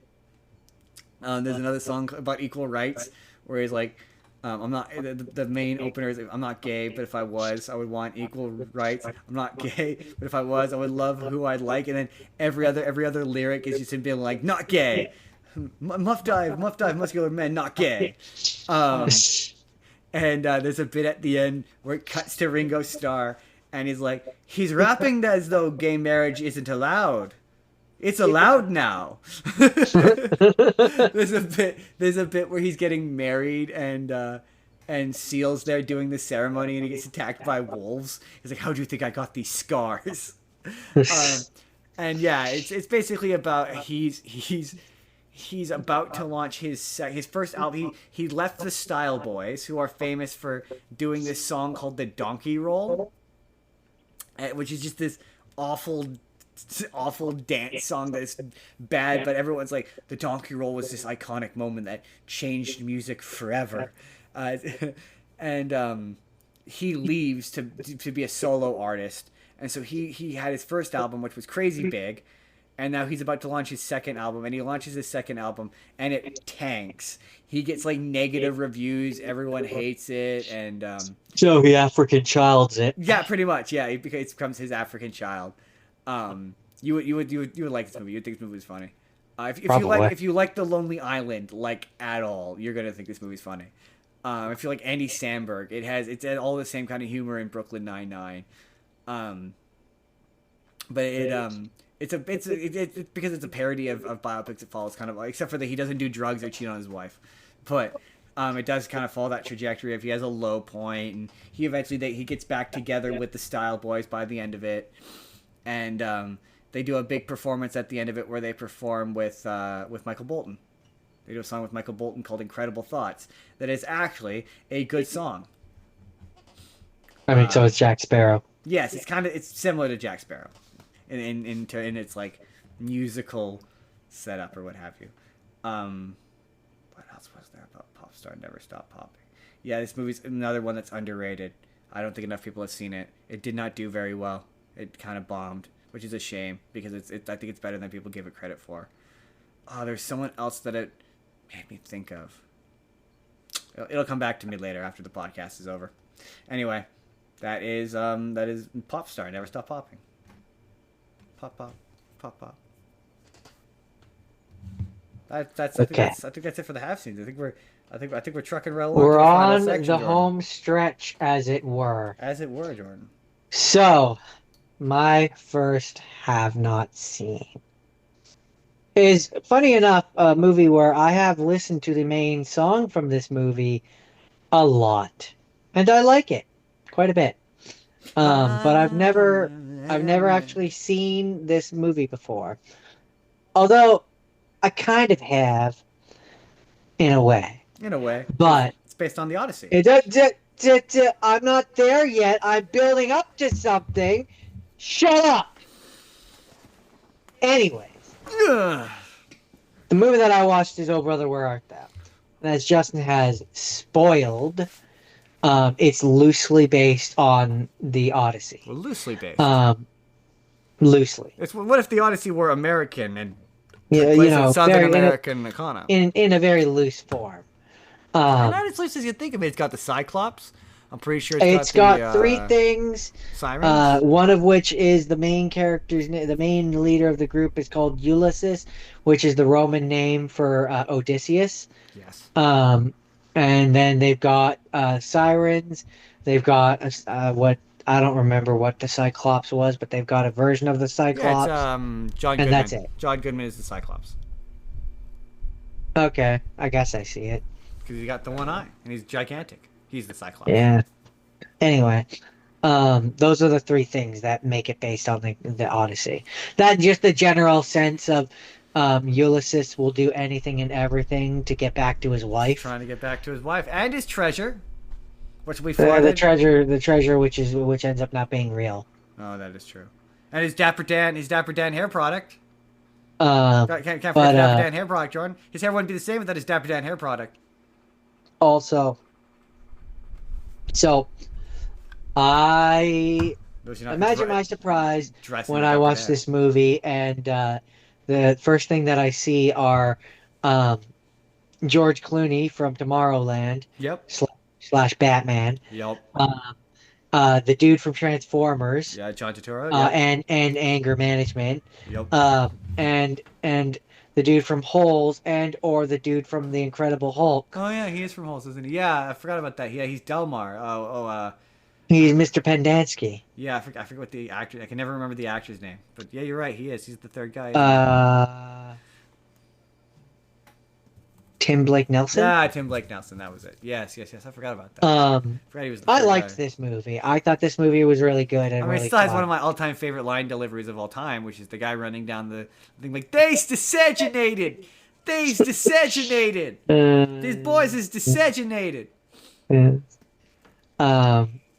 Because he was a big old racist, Jordan. I mean, what can be said about this movie? It's kind of the perfect length. It is really the perfect length. It's 107 minutes long. It had a budget of $26 million. It made a box office of $71.9 million. And Lord help you if Man of Constant Sorrow isn't. Oh, that was it. The Man of Constant Sorrow is probably the catchiest song that you'll hear. You remember um you remember the version of Man of Constant Sorrow I had on my MP3 player for like ever that had that weird beat underneath it? Yeah, I think so. That beat is a Tupac song. Oh, really? Yeah. And so when I was watching the Tupac movie, I was like, hey, I think it was either Tupac or Bob Dylan. But anyway, I was like, hey, I recognize this beat. It's from a weird version of a song that I have for some reason. I didn't have the actual That's version. hilarious. I don't know why I didn't have the actual version, but Um, but yeah, so basically, the loose plot. The main guy is stuck on a chain gang, so he lies to his two people so that he can try and get back to his wife. and get his They Dapper Dan hair product. they have to go through many a challenge, and it is a loose adaptation of the Odyssey. If you know the Odyssey, That you is get a the point. Odyssey. Yes, they're trying to find their way back home. Also, there's a part where Pete and Delmar get baptized, and they're like, "We're cleansed of our sins," and I'm like, "Oh, it's cute." It's cute. Ba-da-ba-da-da-boo, But yeah, I like A Man of Constant Sorrow. I do. That's the only reason why I am a man. Only reason why I've seen that man movie of is constant 'cause sorrow. I like that song. There was one of these, and I don't remember. There was one of these where I had seen that one of the people, a different actor, had been considered for it, but I think we've already passed the movie that was. But it was whichever movie it was John Travolta. Oh, I think it was the Prince movie. Oh They yeah. wanted or something like that where it was like the studio people didn't want whichever the main person was, they didn't want it to be that person and they wanted it to be the name that I said. I understand. That's it for this movie, by the way. That's Oh Brother, Where Art Thou? Oh brother, where art thou? It's a good movie. I'm running It's on down Disney the Plus. street. You people should check it out. Do it. Okay. Do it. Do it. Jordan. Do it. Of course, Do we have it. to go back to the biopics. Do it. Do it. We have to go back to the biopics one final time before this week ends to talk about Me too. The Runaways. Now, Jordan, you may not know The Runaways by name, but you may know their parts individually and at least one of their songs. Jordan, you know the song Cherry Bomb? Cherry bomb. Yeah, that. Hello, mommy. Hello, daddy. Cherry Bomb. Yeah, that's the Runaways. They're the ones who sang that song. Oh. And one of their members is, you may not know her by, Joan Jett and the Blackhearts. No, I don't give a damn about my bad reputation. Okay. Or, Yeah. I love rock and roll. Yeah. Her. She was in the Okay. Runaways first. That's the band she was in first before she became Joan Jett and the Blackhearts. This movie is about the Runaways, and this movie is interesting because it is biographical and it's based on the book that one of the lead girls wrote. So it's reasonably accurate, but it's less concerned with accuracy and more concerned about being about the relationship between the people. It makes their manager, who is played by Michael Shannon, look like an absolute stark raving lunatic. And it kind of sounds like he was maybe a little bit of a stark raving lunatic, but same dealio. It's all your tropes of a biopic movie. They start off as nobodies, they work their way up, they eventually become famous, and the only difference is they don't do the bit where they get back together. They break up, and it's weird. They break up, and in real life, the girl Cherry Curie, went on to become successful, like a successful singer, and did other projects. But this movie just kind of implies that she went back to being a normal person, but she didn't. While Joan Jett went on to be like a famous musician and do Bad Reputation, all that stuff. But it does the whole spiel, the whole deal. They do drugs, they party, they fuck. But They don't just fuck, Justin. They fuck. So, Jordan, you're gonna feel real weird about the fact that you just said that, because they're 15. Oh no! Wow, you buried the lead there, man. Yeah, I know. I did that on purpose because they're 15.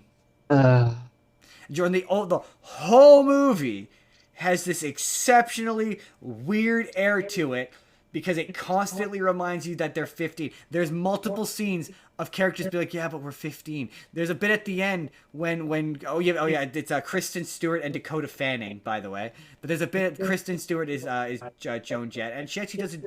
If she's doing the singing, which according to Wikipedia she is, they apparently learned how to sing and play their instruments. She sounds just like Joan Jett. It's kind of impressive, but there's a bit at the end where she's now an adult and she's being interviewed at the end. And they're like, oh, yeah, we guys were in the Runaways. Like, yeah, we were so young. We're 15.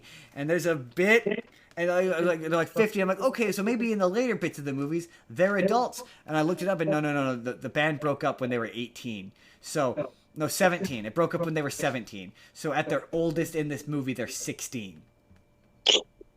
Like, there's a bit in this movie where Dakota Fanning is in a room with a guy, and they're trying to get her attention. And it cuts, and you see a guy, and the implication is that they just had sex. And it's fucking weird. It's weird. There's so many scenes of them, just people plying them with drugs.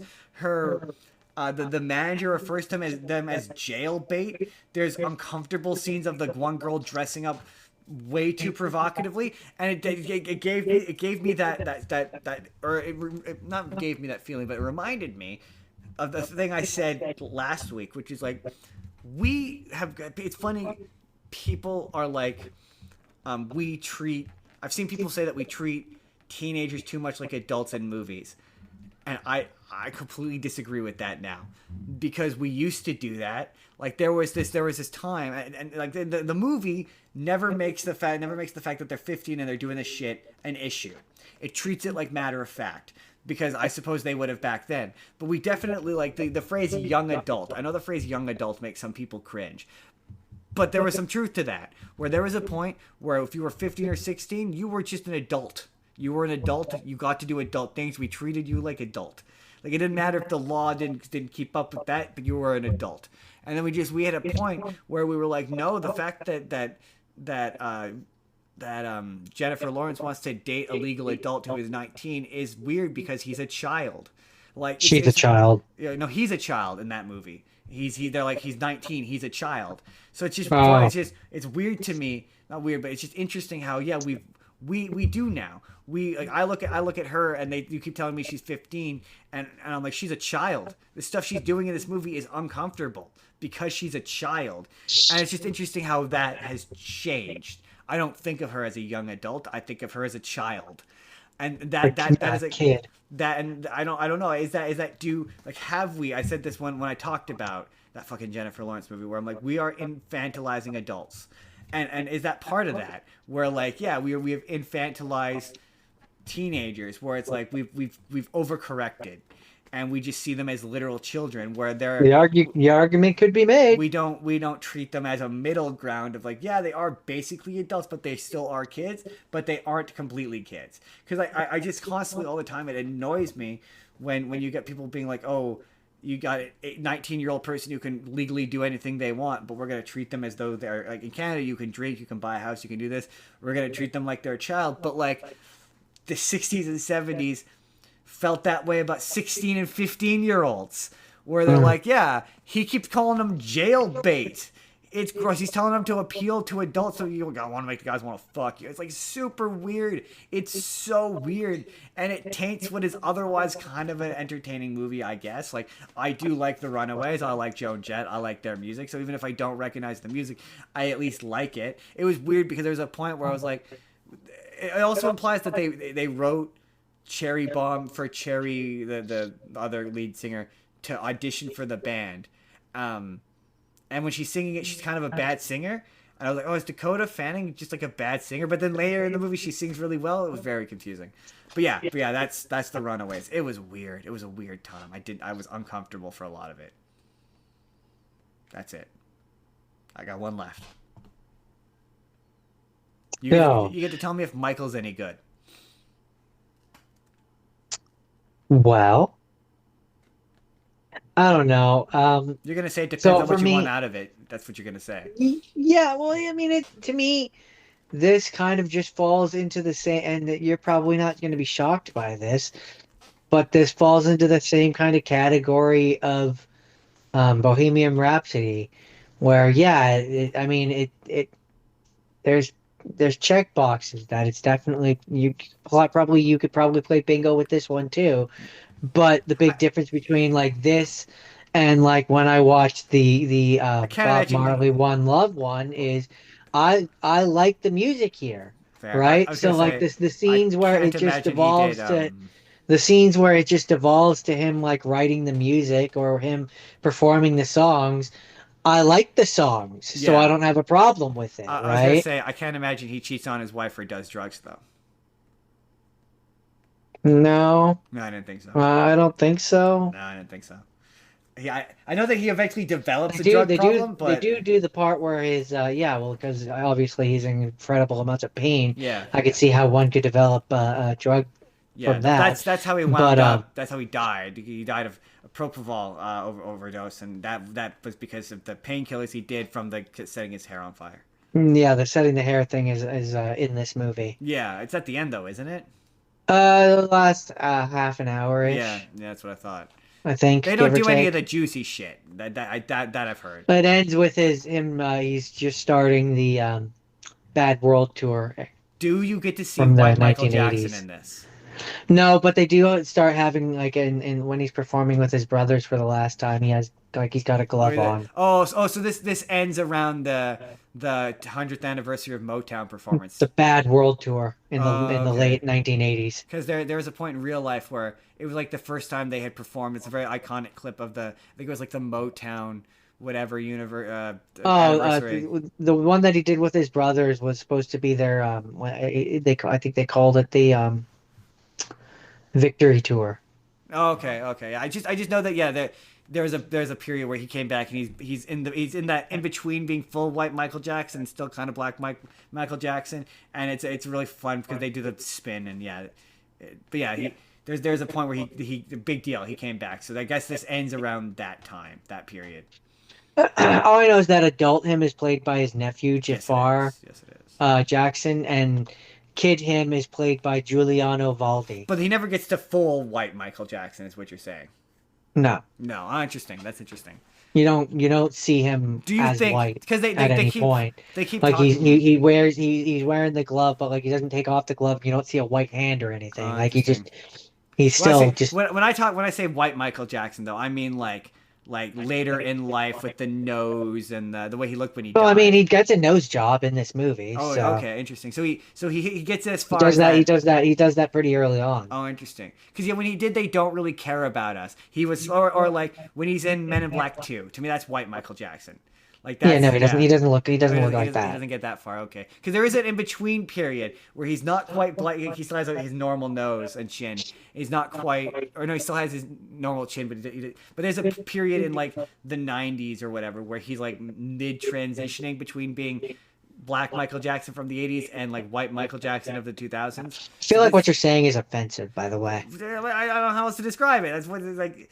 You want me to call him Freak Michael Jackson? You know, when he looked all weird. I get what you're saying. I just mean the implication of white versus he would say he was always black. Yeah, So yeah, I know what you mean, but you get my point. It's I do. It's just a differentiated different era of Michael Jackson. Golden era. I would describe it as golden era versus silver era or Silver something era, like that. But something like that. I get what your point But is. like, yeah, Um, do you think though if they made it because they keep talking about doing a sequel to this, which there's no way you could do a sequel to this. But do you think that they would put him in prosthetics? The guy who's playing him currently to make him. I know what you mean. Maybe to And make would it it be feel more would it be like him. offensive? Would it be offensive if he did? Uh, Maybe. I don't know. I'm not the right person to ask. That's my thing. It's like I don't think that they could do late in life Michael, because like yeah, like would it be interesting to explore his death? I think if you and, like, did, his relationship to you'd Dr. either- Murray and I think if you did, you'd maybe would have to like what you could do, um, artistically, what you could do is you could have like one scene, for example, one scene where like he's looking at himself in the mirror and like it's like not a real mirror in reality, but like in the movie it's a mirror, and on the one side of Glass, you see him as he is in this movie. All right. And then on the other side, you have like played by a completely different actor. You have like what he looks like after it's all happened, and then that's the only time you see that version of him. And the rest of the I movie, don't it's think you just can get away with that's that. that's how he sees I himself. think you're gonna have to find a way to make him look like he does, because like yeah, that's the thing is like a lot of people I'm took. just saying artistically, I think that's the only way you could do it. Yeah, I think you have to either you put him in prosthetics or you hire someone who you can maybe with makeup look like it. But I think you have to make him look the way he becomes if you're going to do a sequel to this.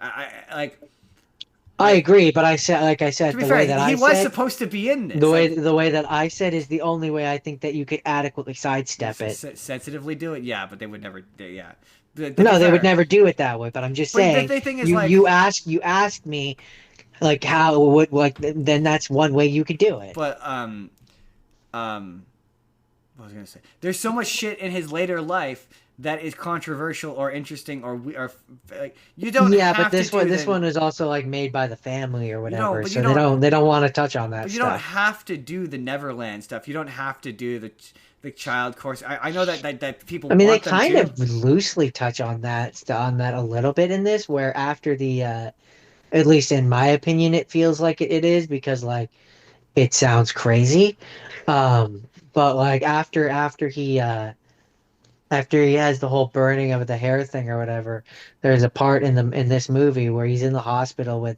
I don't remember who it is, but somebody, and he starts talking like he's like, I understand now. My purpose is greater than da da da da da. My purpose is to put good out on this earth, Oh, and da da da interesting. da da, da, and like he's talking again. To me, he sounds crazy. Oh, interesting. Um, So that's how he became the weird version of Michael Jackson. That's the origin of that. that's kind of what this movie seems to Interesting. like be But like implying. you've got shit like again in terms of his life that like kind of went off the rails. Like you've got the him dangling the kid over the balcony. You get his relationship to Dr. Murray. Like you could do a sequel to this, skip over all of the child molestation stuff. Ooh, that sounds bad. But you could just skip over that and just make the next one have it be. You could do an hour and a half, 2 hour movie of its You could, but you'd have a lot of people who are upset. do a where it's based on the last like year or two of his life and make it be about the This Is Us Era. era, and then you can still have it be a musical. You can have musical numbers, and then you can do flashbacks to earlier eras, and it can be like I say, like a an almost not an Orson Welles, but oh my gosh, what's the word? Orson Welles played the character Rosebud. Casablanca. Not Casablanca. Opum. Magnum Opum. Oh my god, that's gonna bug me now. Rosebud. Famous Orson Welles movie, greatest movie of all time. Casablanca. Not Casablanca. So you already said Casablanca. Now I need to Google this because it's gonna bug me. Orson Welles. Oh, it's like right there too. I can feel it. Citizen Kane. Do a Citizen Kane thing where it's like the framing device is him in the last like years of his life with Dr. Murray. Because yeah, his relationship to Dr. Murray.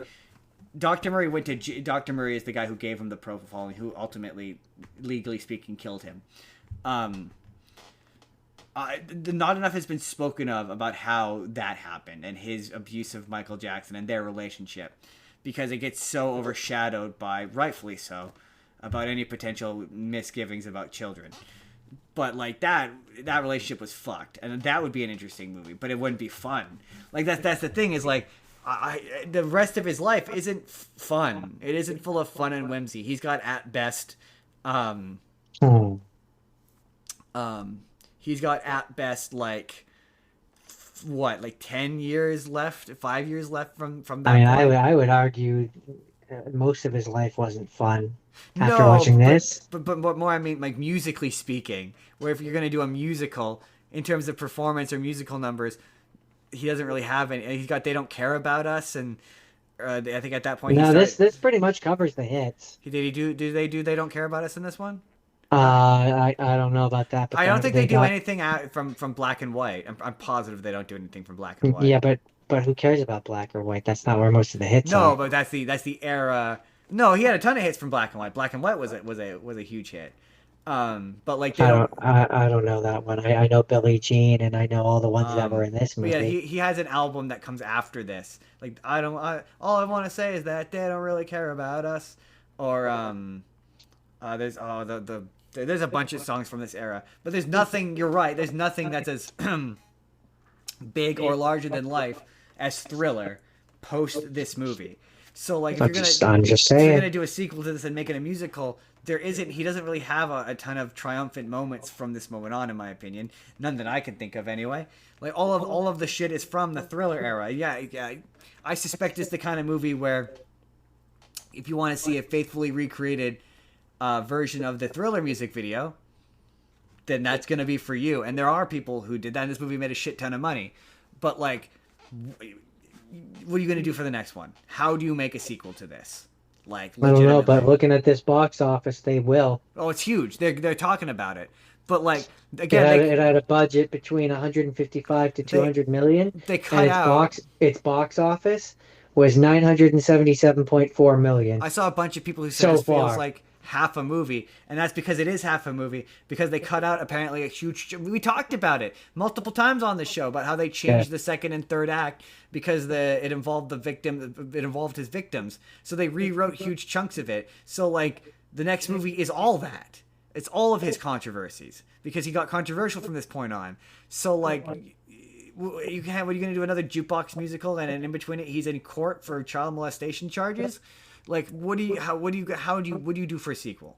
Like, what do you do for a second one? Like, I don't know, again, but even they're more than making this one. one, it will not make anyone happy. Like, even more than this one did, and this one already didn't make people happy. Like, nobody was happy about this movie. Like, the only people who were happy about this movie were die hard Michael Jackson fans who were like overly forgiving. I mean, I just find it funny that there was an end card or whatever, which just says Michael Jackson will return. his story continues. Yeah, of course it does. You Of course know, it does. both being like, oh, maybe there's a sequel, and also just his life kept going on. But like, also a lot of these biopics are not like his is the one where we're really sensitive about him looking like a bad person for some reason. And I saw a lot of people, Yeah, because even though there was the suspicion and all that of him being a pedophile, he still has a really large fan base. So like Well, they don't want to piss off the people that don't believe that he did that. it's truly remarkable about how there is currently a generation of kids, like when we were kids. To me, Donald Trump is kind of similar in the way that when we were kids, it was culturally understood that he touched them kids. Like it was Michael Jackson, you mean? Yeah, Michael Jackson, he touched them kids. It was just known. It was just a thing that was culturally accepted. Every comedy had a joke about every movie had a joke about Michael Jackson touching kids. So, South Park. Joke about Michael Jackson touching kids. Like it was just a widely accepted thing. And there's an entire generation of kids who because that's not been there, they don't think that. All they know is the music, and all they know is the good part of his character. They don't know the all that stuff because it hasn't been, it's not as in his face as their face as it was for us, and I find that fascinating. Yeah. So I'm sure you'll watch this at some point. It wasn't bad, is what you're saying, but it wasn't good. I don't know. Again, it depends. Do you like watching Coleman Domingo beat the crap out of some kids for? It didn't necessarily pass the phone test, but there's also large swaths of it where they're just doing Thriller. Yeah, no, fair enough. Yeah, it's one of those ones where I like bad Thriller, because he had a bad I like dad. the music. Like yeah. I don't even know that. I don't even know that I would necessarily say that this one makes him look like the bad guy. It mostly just his dad is. This movie has a clear-cut villain, and no, I was gonna say no. This movie looks like it makes Michael look like a victim. Well, yeah, him and his siblings and his family, and then it uses the fact that he was a victim to like attempt to excuse later behavior, but it doesn't because it cuts out all the controversial shit. Because it wants. This really just. I mean, safe. I know it's biographical, but I would almost I don't know how to put this into words. It is based on a real person, but I Based don't on a real feel person is what you want to say. based on a real Based person. on a real person. Really emphasize the based on. Yes, I get what you mean. Yeah. Yes, I totally get what you mean. Yeah, yeah, Because like, yeah, this feels like a movie version of yeah, yeah. With all Michael the Jackson. drama and all the edges and everything that made him human stripped away, it just turns him into a Sanded, not stripped away necessarily, but sanded, rounded sanded, over. sanded. Yeah, that's one of the things I appreciate about Ray. Was always like, no, that movie makes it very clear Ray Charles was a bad guy. He was not a nice guy. Eh, Like I'd much rather that. I'd much rather a movie approach these people honestly and be like, no, he was a guy. He was a human who had human wants and desires and selfish impulses. Instead of being like, yeah, he's just a dancing puppet in a suit that just makes pretty sounding music. It's boring. It's not interesting. but I I don't know. Maybe you'll have different feelings about it. Perhaps it's That's hard. Michael. It's hard because you're right. When you like the music, you tend to look past the things faults. When you're like, oh yeah, I like Thriller. Um, my last thing, the last thing of the week.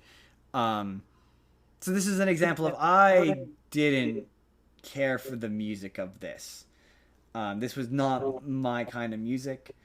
Um, this is Dreamgirls, starring Jennifer Lawrence, Beyonce, Jamie Foxx. I don't know who the third girl is. I did not recognize her name and I can't remember it. And they had the name. Then the Wikipedia article had the name for what it was, but basically, it's based on real events, and a lot of the real events did happen, but the names have been changed.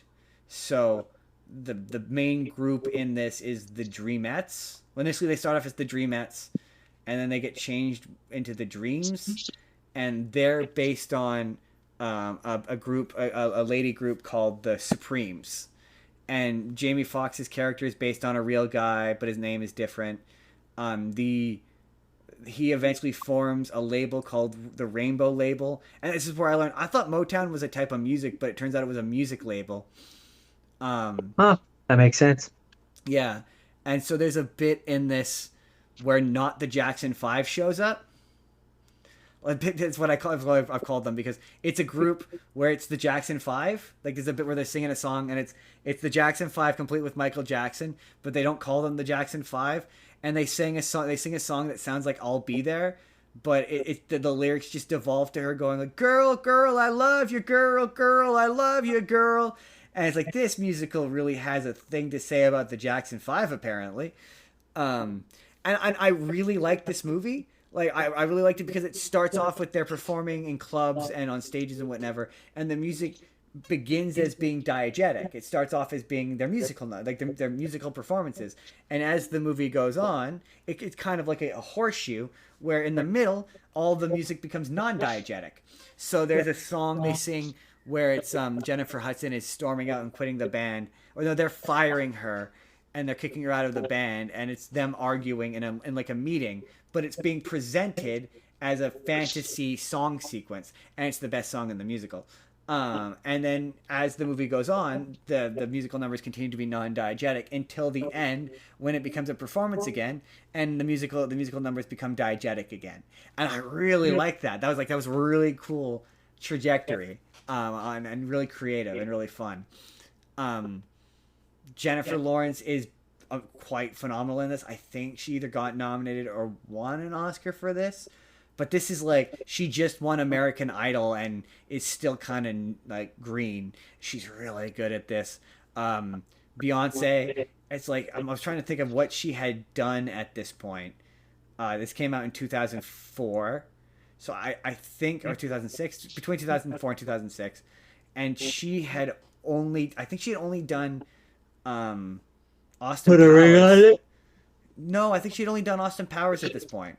Like she'd just been in Austin Powers, and so she's like really good. Jamie Foxx also really good. It's really fun. There's one of the actors. It was driving me crazy. I'm like, why do I recognize him? Why do I recognize him?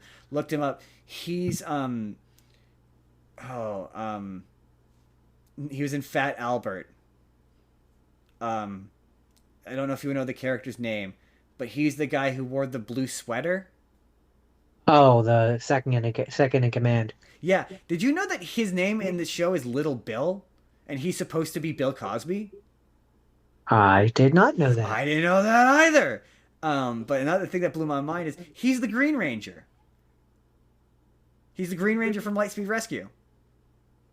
Huh. He did Okay. Lightspeed Rescue is the first thing he did ever in 2000. First thing he ever did, and he got Fat Albert. He did Fat Albert after this, and then he did this after that.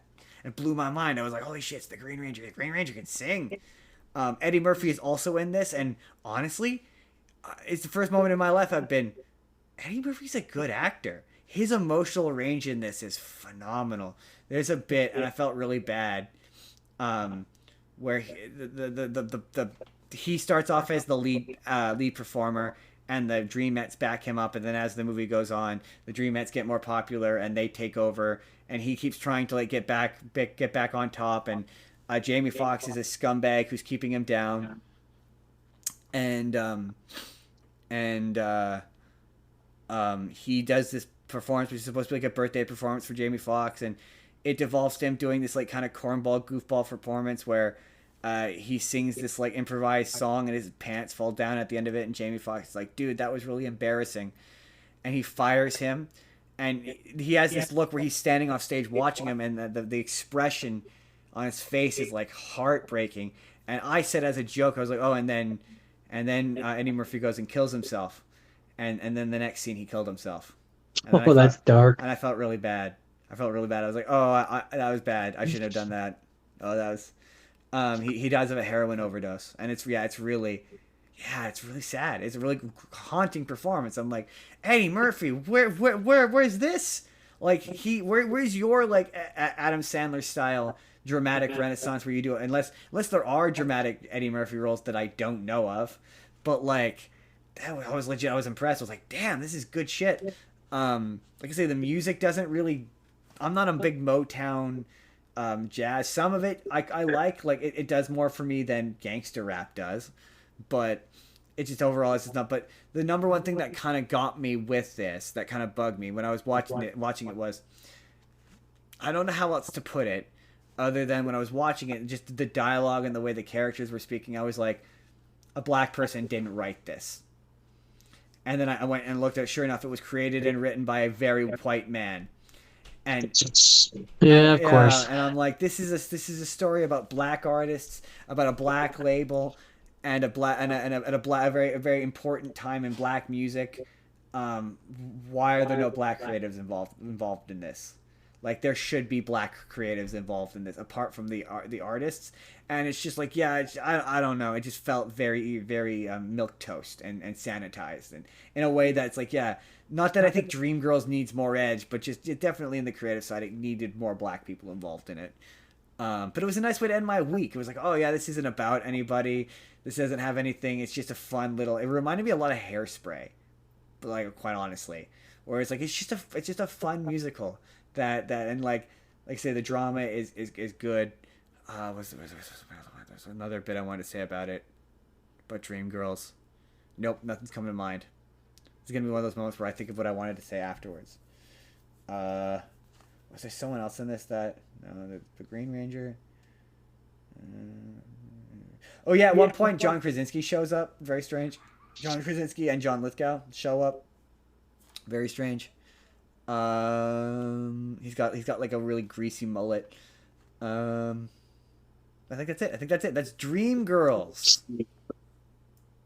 Dreamgirls. And that's it for musicians, everybody. We made it. We made it right at the end. We did it. Jordan already knows what's coming next week, but you all don't. And next week is a little topic that Jordan names, "Do you believe in magic?" Oh yeah, right. In a young girl's heart. And so anything that involves magic, whether that's stage magic, wizardry magic, warlock magic, someone's got to do magic. Magic. Some kind of magic. I'm probably gonna err on the stage. And no metaphorical magic of nature. No. I've got at least 4. Unless it's like an actual fairy casting magic in nature. Me and Jordan are gonna probably share Vox Machina, season 4. Heck yeah, we are. We're gonna probably share that. I'm gonna watch Now You Three Me. And there's a movie called Penn and Teller Get Killed that I want to watch. And I'm going to watch The Prestige and The Illusionist. Those are at least some of the ones we're going to talk about next week. Magic. Joe, where can the people find you? I do Minecraft Mondays. On Mondays, I'm on Twitch, and my account is at Gore187. And when I'm not doing that, I'm also sometimes here.